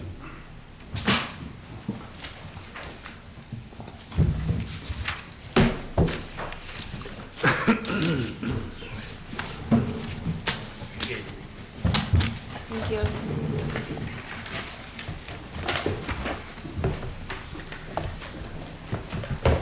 Good morning. Good morning. I think what I'll do is I'll start off, we'll highlight the sheriff's office, the law enforcement piece, emergency management, and then corrections for last. I think that's where maybe the bulk of the questions will be. You think? Okay, law enforcement revenue, I'll just highlight the areas that have any big concern. We increased police relief aid. That's a complicated formula that we receive once a year from the state. So that usually goes up a little bit every year, so we increased that by close to $15,000. Impounds, we're talking about fees. We've increased our fees on impound vehicles, daily rate of $5 a day up to $10 a day to be consistent with other agencies in the area. So we've increased the impound lot fees a little bit. You'll see a large increase in pistol permits. Every year, we think that pistol permits will level off, and every year we're surprised. Last year, we issued 759 new permits and 48 renewals. So we increased that another $30,000, and as I've mentioned before, unfortunately, that is really restricted on how we spend that revenue. It has to be directly related to the pistol permit program.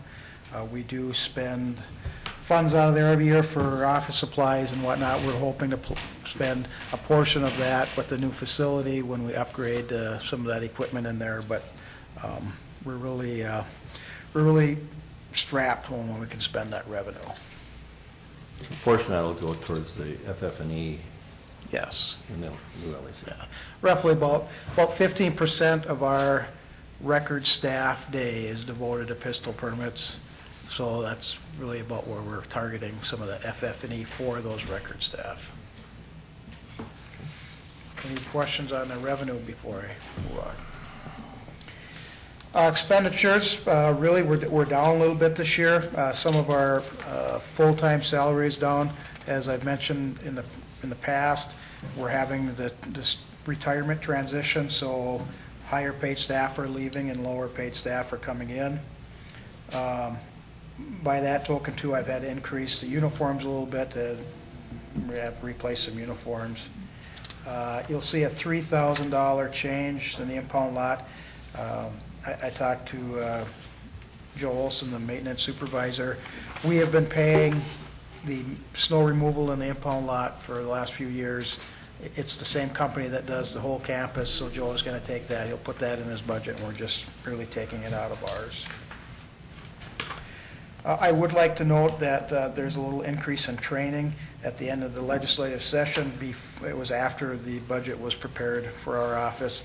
The state has now increased their police training aid. Right now, we receive approximately $330 an officer. It's been increased to $960 an officer. But along with that is we're now mandated to have 16 hours of our 3-year credits devoted to cultural diversity, conflict resolution in response to the recent changes in society. So there'll be an increase in revenue and police training aid, but that'll be devoted to training. That's supposed to sunset in 5 years. Of course, the Sheriff's Association and the chiefs wasn't too happy with the state sunsetting that, so I think they're going to continue to have pressure with the legislator to keep that funding at $960 an officer beyond the 5 years. Radio equipment repair and maintenance, that's 6304. We've decreased that account by $19,000. That's directly a result of the armor system. We don't have all that infrastructure to pay for anymore. We don't have those older user equipment, portables and mobiles, so we're taking almost $20,000 out of that account this year. And I foresee that continuing for several years because mainly we're not maintaining that infrastructure, the generators and the large equipment. Gas and oil, that continues to go down, thankfully. You know, not too many years ago, we were forecasting or budgeting for $4.50 a gallon, and it has stayed really low, which is great for us, and I'm sure the highway department, so we've decreased that again this year.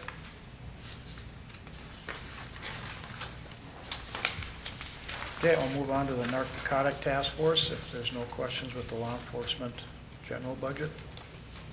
The narcotics task force, that's the 01205. Unfortunately, we continue to see a decline in that violent crime drug task force money from the state. We have a joint task force with the city of Moorhead, Wilkin County, and Breckenridge. We received $30,000 less again this year for that task force, even though, as we all know, there's a large opiate epidemic in our communities.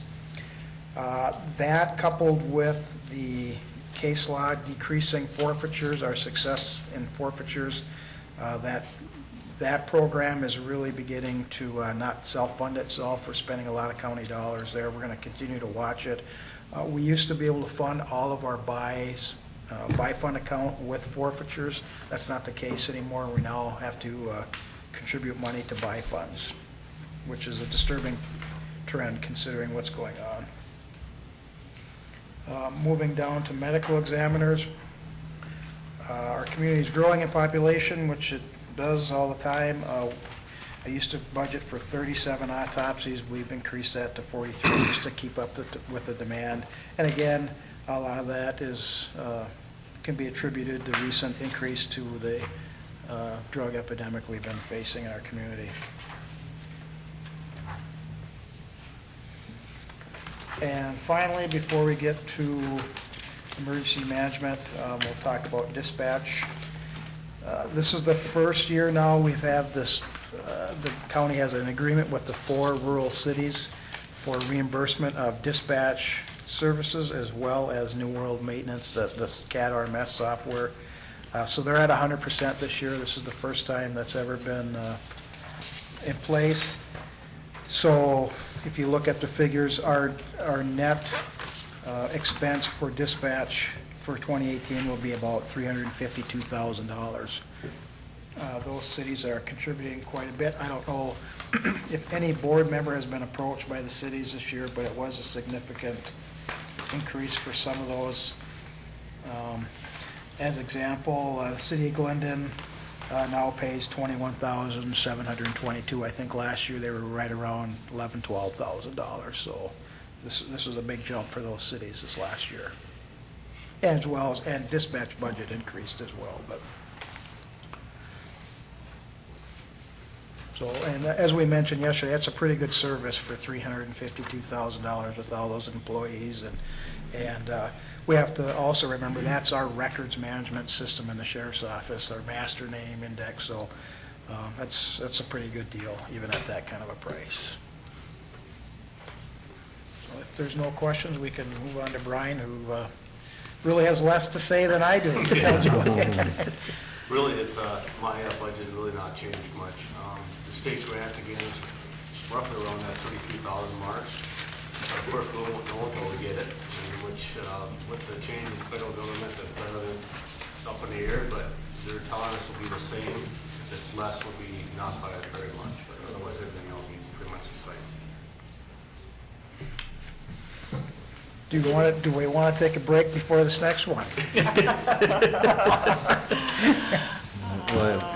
I just had a question quick. I noticed on the budget that Brian sent out earlier, the emergency management was at like 73% of your budget for the year. Is that because you have things that come up, memberships? No, mainly that's because the reimbursement from the grant's not there yet. Okay. So, and hopefully by the time, sometime this July, we'll get some more reimbursement from last year's grant.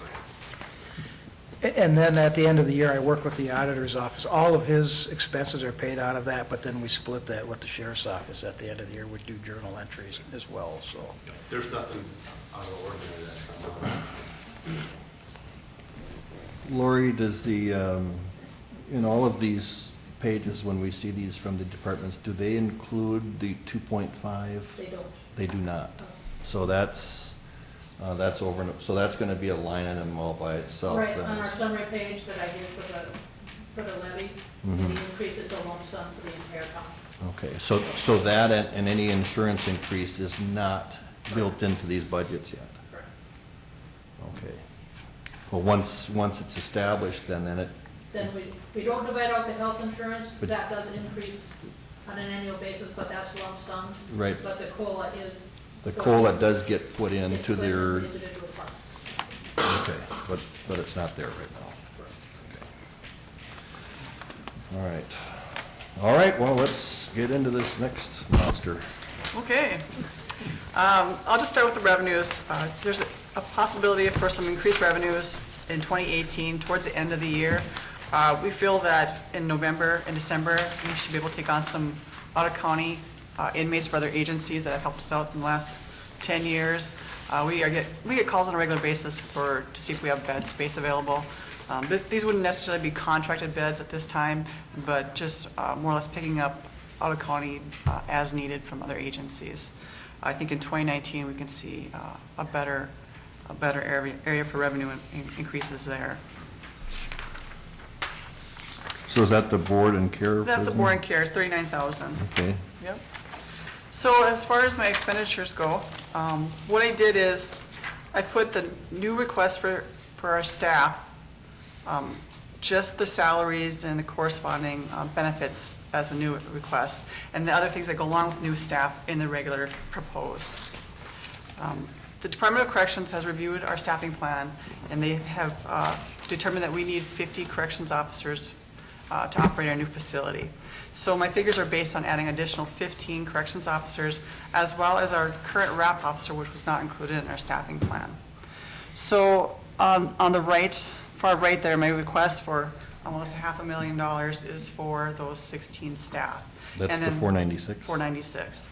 And that include all the other corresponding ones, the insurance, the overtimes that required, the part-time staff to backfill them, and the professional services would be their psychological tests that we do on all our full-time employees.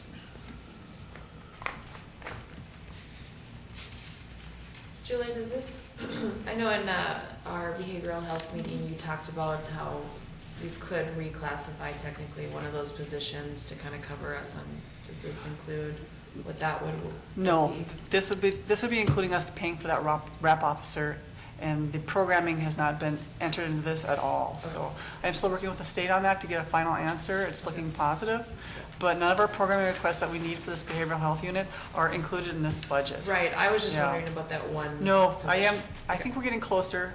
There might be something that we can do there, so I'm kind of optimistic on that. Okay. If we want to just keep on going down, let's see, the next big jump would be our food costs, and that has to do with the fact that I budgeted for 6 months where we have our current population and 6 months where we have all of our inmates back, so that's why you'll see an increase there. The next item is our prisoner care, which is 6296. Again, once we'll have all of our inmates back here in Clay County, our medical services will have to change. I have a proposed contract from our current medical provider, which includes increasing our medical staff to 2 nurses and 2 health practitioners, which are med delivery people. If we don't do this, we'd have our current staff for medical would not be able to cover the number of inmates we have. Right now, when we ship all of our inmates out of county, the jails that we send them to, they take care of their medical needs. The only bill we get for medical from them is if they get medications or if they have to go outside the facility for health care. So their nursing staff and their doctors will take care of them, and they don't charge us for those fees. So now that we bring everybody back, we're going to be responsible for all of our medical, and we need to have the appropriate staff for that. This figure here is based on starting that new contract halfway through the year. So in 2019, there will be an increase from this, but it's something that we really we need to have. Another big item we have here is our prisoner board out of county. Even though we are building a new facility, we still need to ship out our inmates for the first 6 to 7 months. We're averaging, the first 4 months in 2017, we've averaged 68 inmates out of county every single day. We're currently on track to spend over $1 million in 2017 for out of county. We need to figure in for 2018 that we're going to be paying these at least that much, $700,000 for our boarding costs. On the positive side, that'll go away in 2019.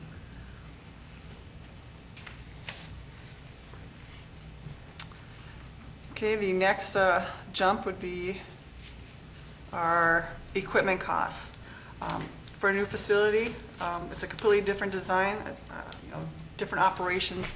We want all of our officers to be armed with tasers, and we do not have enough money in our FF&E at this time to cover those costs. It would be a one-time cost to purchase tasers for our employees.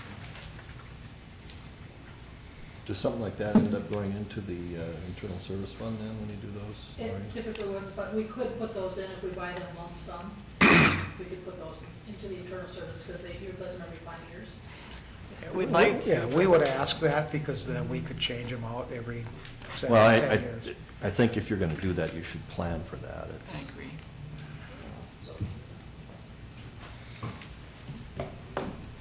Okay, go ahead, Julie. That's all I have. Okay.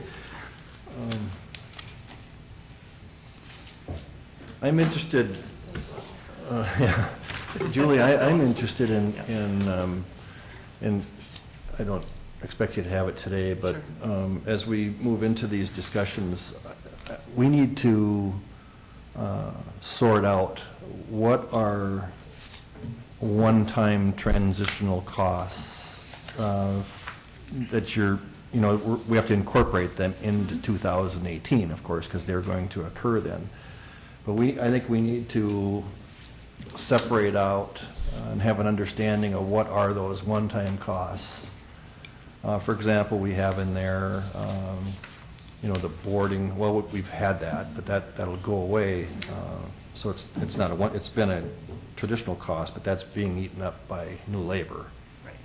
But, for example, what we heard earlier today about that 7 weeks of doubling up and training and all those things that are one-time costs, I think we need to look at those, and I'm hoping our board will consider funding them outside our normal budget process, maybe finding alternative revenues or some of those things. So, but maybe if you can help us out by coming up with what you consider to be one-time costs that'll occur in 2018.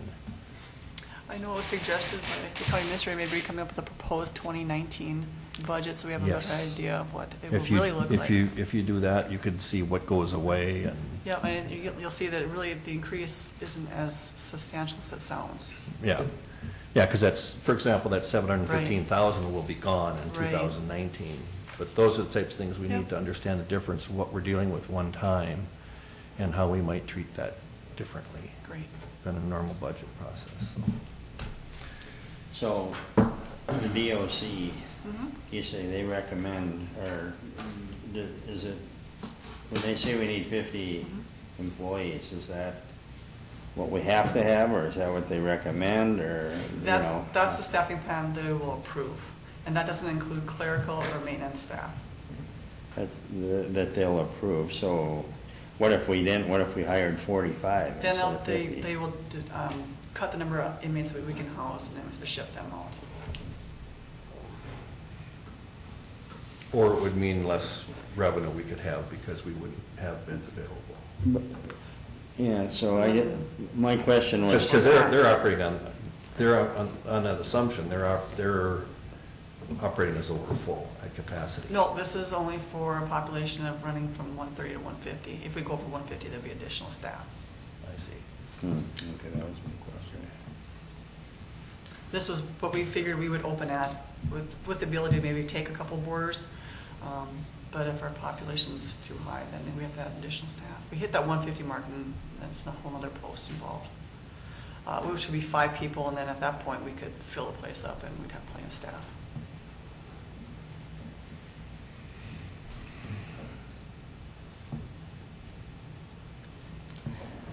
All right, well, it's a start. I didn't mind that coffee cup. It's a start. I'm sure Julie and Sheriff, we're gonna have to invite you back a few more times, I think, to go through this, because it's a critical. And I'm sure we could have the state come back to if you'd like to explain their rationale. Okay, any other questions? That's always interesting, right? Just throwing it out there for you. All right, thank you. Great, thank you.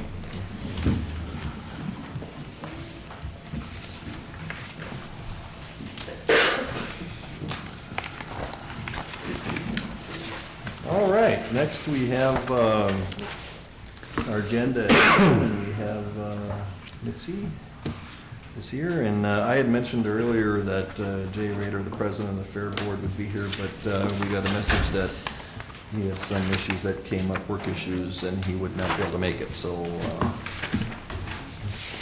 Mitzi, good morning, and we're going to, you're going to give a little bit of update on your 4-H and county extension, and then between you and Commissioner Mojo, maybe we can hear some about what's going to happen this week at the fair. Yes, thank you so much for having me. My name is Mitzi Marlin. I am one of the 4-H program coordinators over across the street in the extension office. And this week we are full force into getting ready for the fair. We've already been out at the fairgrounds, just kind of getting everything prepped and ready, and looks like we're gonna have a really hot fair.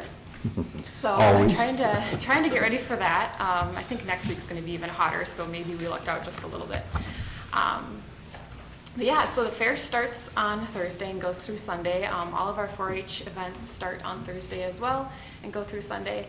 We also have a performing arts and demo day, though, that is going to take place actually tomorrow, and that's going to be out in Barnesville as well at one of the local churches there.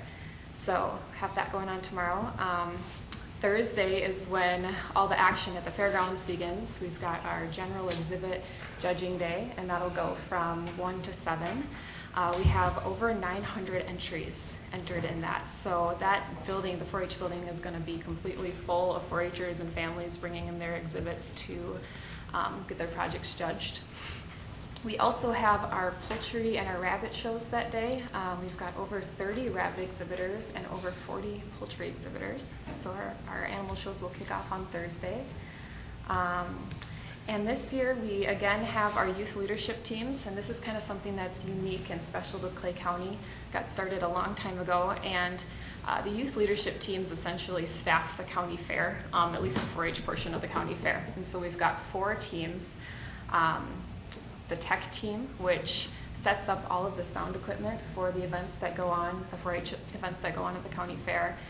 So there's sound equipment for each of the animal shows, the award ceremony, the fashion show, all of that. So they're running around setting up sound equipment throughout the fair. Then we have our social media team. They run around and take pictures and they upload them to social media. This year, something kind of fun and new that we're doing with our social media team is we're having a Snapchat filter. So if you have Snapchat and you're familiar with that, you can swipe left and you should find a Clay County 4-H, Clay County Fair filter in there. So that's kind of cool. So yeah, just watch social media. We're going to be on Facebook, I believe Twitter, and I'm not sure if our interns got an Instagram page set up quite yet, but for sure Facebook and Snapchat and Twitter. So, and then we also have our food stand team, and they essentially just staff the food stand and manage the clubs that come in to work at the food stand and help train them in and what they're supposed to be doing. We also have a green team, which kind of does everything else. And so they actually go around to all the animal shows and do all the recording of placings, handing out the ribbons, working with the judge, just kind of helping run those animal shows. So they work really hard all throughout the fair. They also do the award ceremony. They help with the auction. They help with registration on Thursday, so they're really busy. And so all in all, we've got 15 kids this year on our youth leadership teams. And so they'll be running around and they've got their own t-shirts and everything, and they have a lot of fun, and it really gives them a chance to have something to do at the fair besides just showing their animals or showing their general exhibits. So it really gives them a chance to lead and to meet the public and promote 4-H and that kind of thing. So Thursday, like I said, we've got our general exhibits, and then on Friday, most of our animal shows start. We've got our horse show, we've got all of our livestock, the rest of our livestock shows.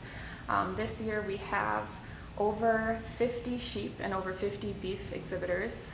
We've got over 40 horse exhibitors, and then we actually have over 80 swine exhibitors. And there will be even more animals than exhibitors at the fair because some kids bring more than one animal. So we've got really full barns this year. So please stop out and check out all the animals and everything going on at the fair. Something new this year that I'm really excited about, our Clay County 4-H Board of Directors has this project called the All You Can Do in 4-H project, and basically they're working on coming up with a way to present to our county program and the rest of the public everything that you can do in 4-H, because there's so many opportunities. so many of which a lot of people don't realize exist. And so they really wanted to figure out a way to highlight those opportunities and kind of get the word out. And so I challenged them to think of something they could do at the fair this summer. And they came up with the idea to do a all-you-can-do in 4-H tour. So this is going to be Friday afternoon starting at 4:30, just outside the 4-H food stand. And they are going to take a group of whomever wants to come and join this tour around the fairgrounds, and they're going to interview different 4-Hers on their 4-H projects. Jenny Mojo's son, Bridger, is actually one of the 4-Hers that's going to be interviewed on his poultry project. So I definitely encourage you, if you're at the fairgrounds, to check that out. It's brand new, so we're really trying to get the word out there. It's free, anybody can come. It's really a great way for families to check out 4-H. If they're at the fair and they're not so familiar, this would be a great way for them to learn about every different type of project you can do, ask questions, see real 4-Hers and their projects, and all the different types of projects you can do at the fair. I'm always surprised when I go through the exhibit building and I see everything in there. It's amazing what they come up with. So I'm going to actually pass around these little promotional cards, and you can just keep those or hand them out, whatever. So that'll be Friday at 4:30, just outside the food stand. And then on Saturday, we've got our horse show, and we also have our fashion show, which will take place at the band shelter. And then we have our market livestock auction on Saturday evening. And not too many changes this year. Last year we actually had it Sunday evening, we changed it to Saturday, and that seemed to be a really positive change. So we're going to do it again that way this year. One new thing though is we actually have formed an auction committee to kind of just work on improving the auction and making it a really great program. And one of the things that they're going to do this year is have a bidders reception, and that'll take place right after the auction.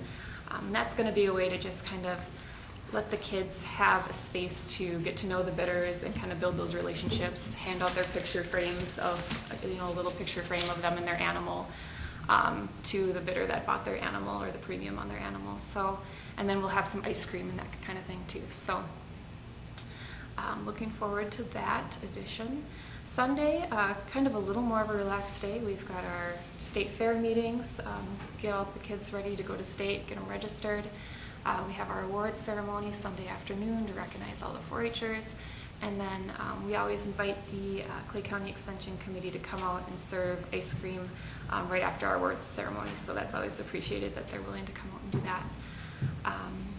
And then it's just cleanup after that. So yeah, really busy week, and everything in the 4-H office is pretty much focused on the fair right now, but I was working on plenty of other projects. And one other thing I wanted to highlight is we have a group over at Horizon Middle School, a group of middle schoolers that we've been meeting with this summer, and they are going on field trips to different businesses and companies to learn about different industries and career opportunities, and really just an opportunity to provide them some exposure. And so one of their field trips gets to be the county fair, fortunately, so they're going to come out on Friday to the county fair and kind of check it out, and just something a lot of them haven't seen before, so it's kind of cool to be able to give them that opportunity. Yeah, that's pretty much the fair, so please come check it out. We'd love to see you there, especially if you want to come to the 4-H tour. Look for the bright green t-shirts. They'll be wearing bright green t-shirts when they do the tour, so.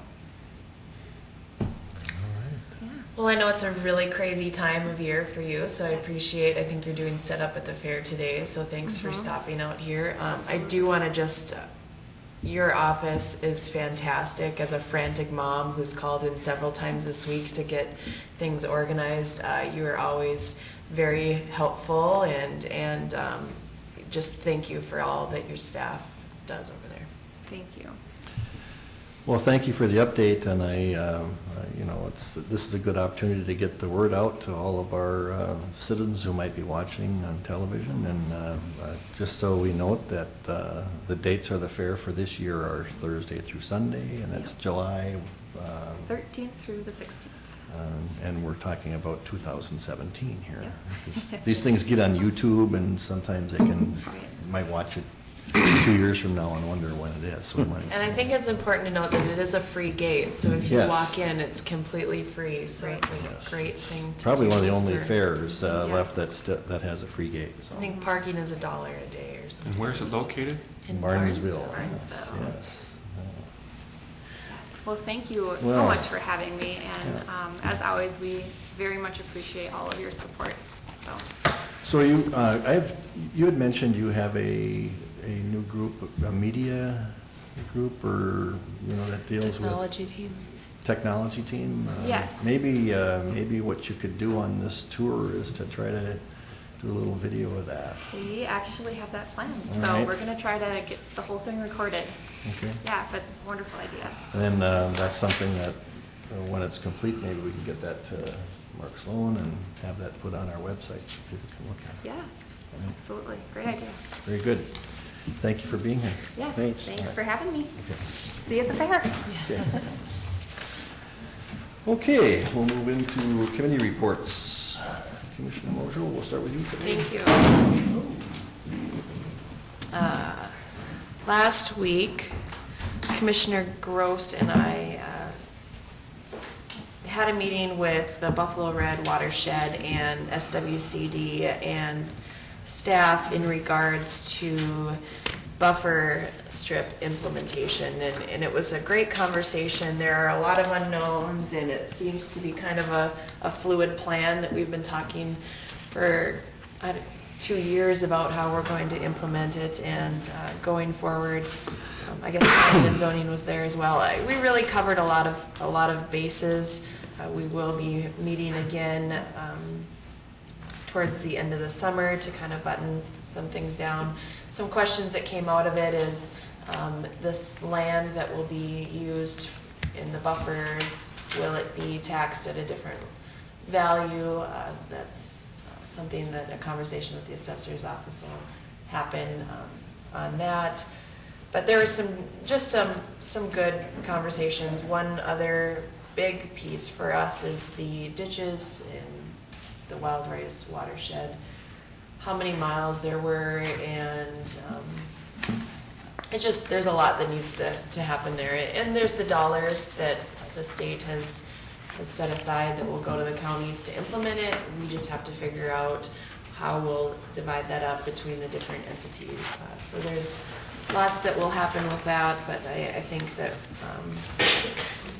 we're in pretty good shape there. And then I did have a conversation with Dave Overbo in regards to comments on the 35% portion of the diversion in regards to highway requests and concerns on staging area roads. And I think they really did have some good thoughts written down. I did ask Mark Anderson from Holy Cross Township and Bruce from the Buffalo Red, because they were at the previous meeting, to come and share some questions, and I think they really did offer some good concerns, and so those were added to Dave's comments as well. That concludes my report. I did want to mention that Dave did forward a revised list of those items that we had reviewed. We wanted to make sure, and I'm glad that you had that input and discussion. And I saw that there were some issues regarding things with cemeteries, and those are all important things that, if this thing moves forward and gets into Minnesota, we need to make sure that the DA knows we need to have those things taken care of. So, Mr. Wayland. I just had the jail update meeting yesterday, and we had a lengthy report on that already today, so that was it for me. I didn't have anything since the last meeting. Well, it was the holiday week. I guess it was short. Okay, then I had last week, we had a highway tracking meeting, and we got an update on our building sales, and there was more discussion on the at Saban stop sign issues, and well, actually, I reported on that because that was right before our meeting last week, so I've already reported on that. And then we had, yesterday I attended 2 meetings. One of them was just a planning meeting for going to, the reason why we changed our meeting date next week was because of the hearing that's scheduled in It's going to be in St. Paul, at the Federal Building in St. Paul on Tuesday afternoon at 2 o'clock. And so we just had a meeting that discussed the travel arrangements and things like that. What kind of a hearing is it? It's on the diversion. Oh, okay, all right. So that's why we're having our meeting on Monday. Monday, yeah, we're having our Monday morning at 8:30, a reminder of that. Brian, we'll go to your report. Well, thank you, Mr. Chair. Yes, just remember last week, I think you had your meeting on Thursday, and that's why you have such short reports. You didn't have a lot of meetings.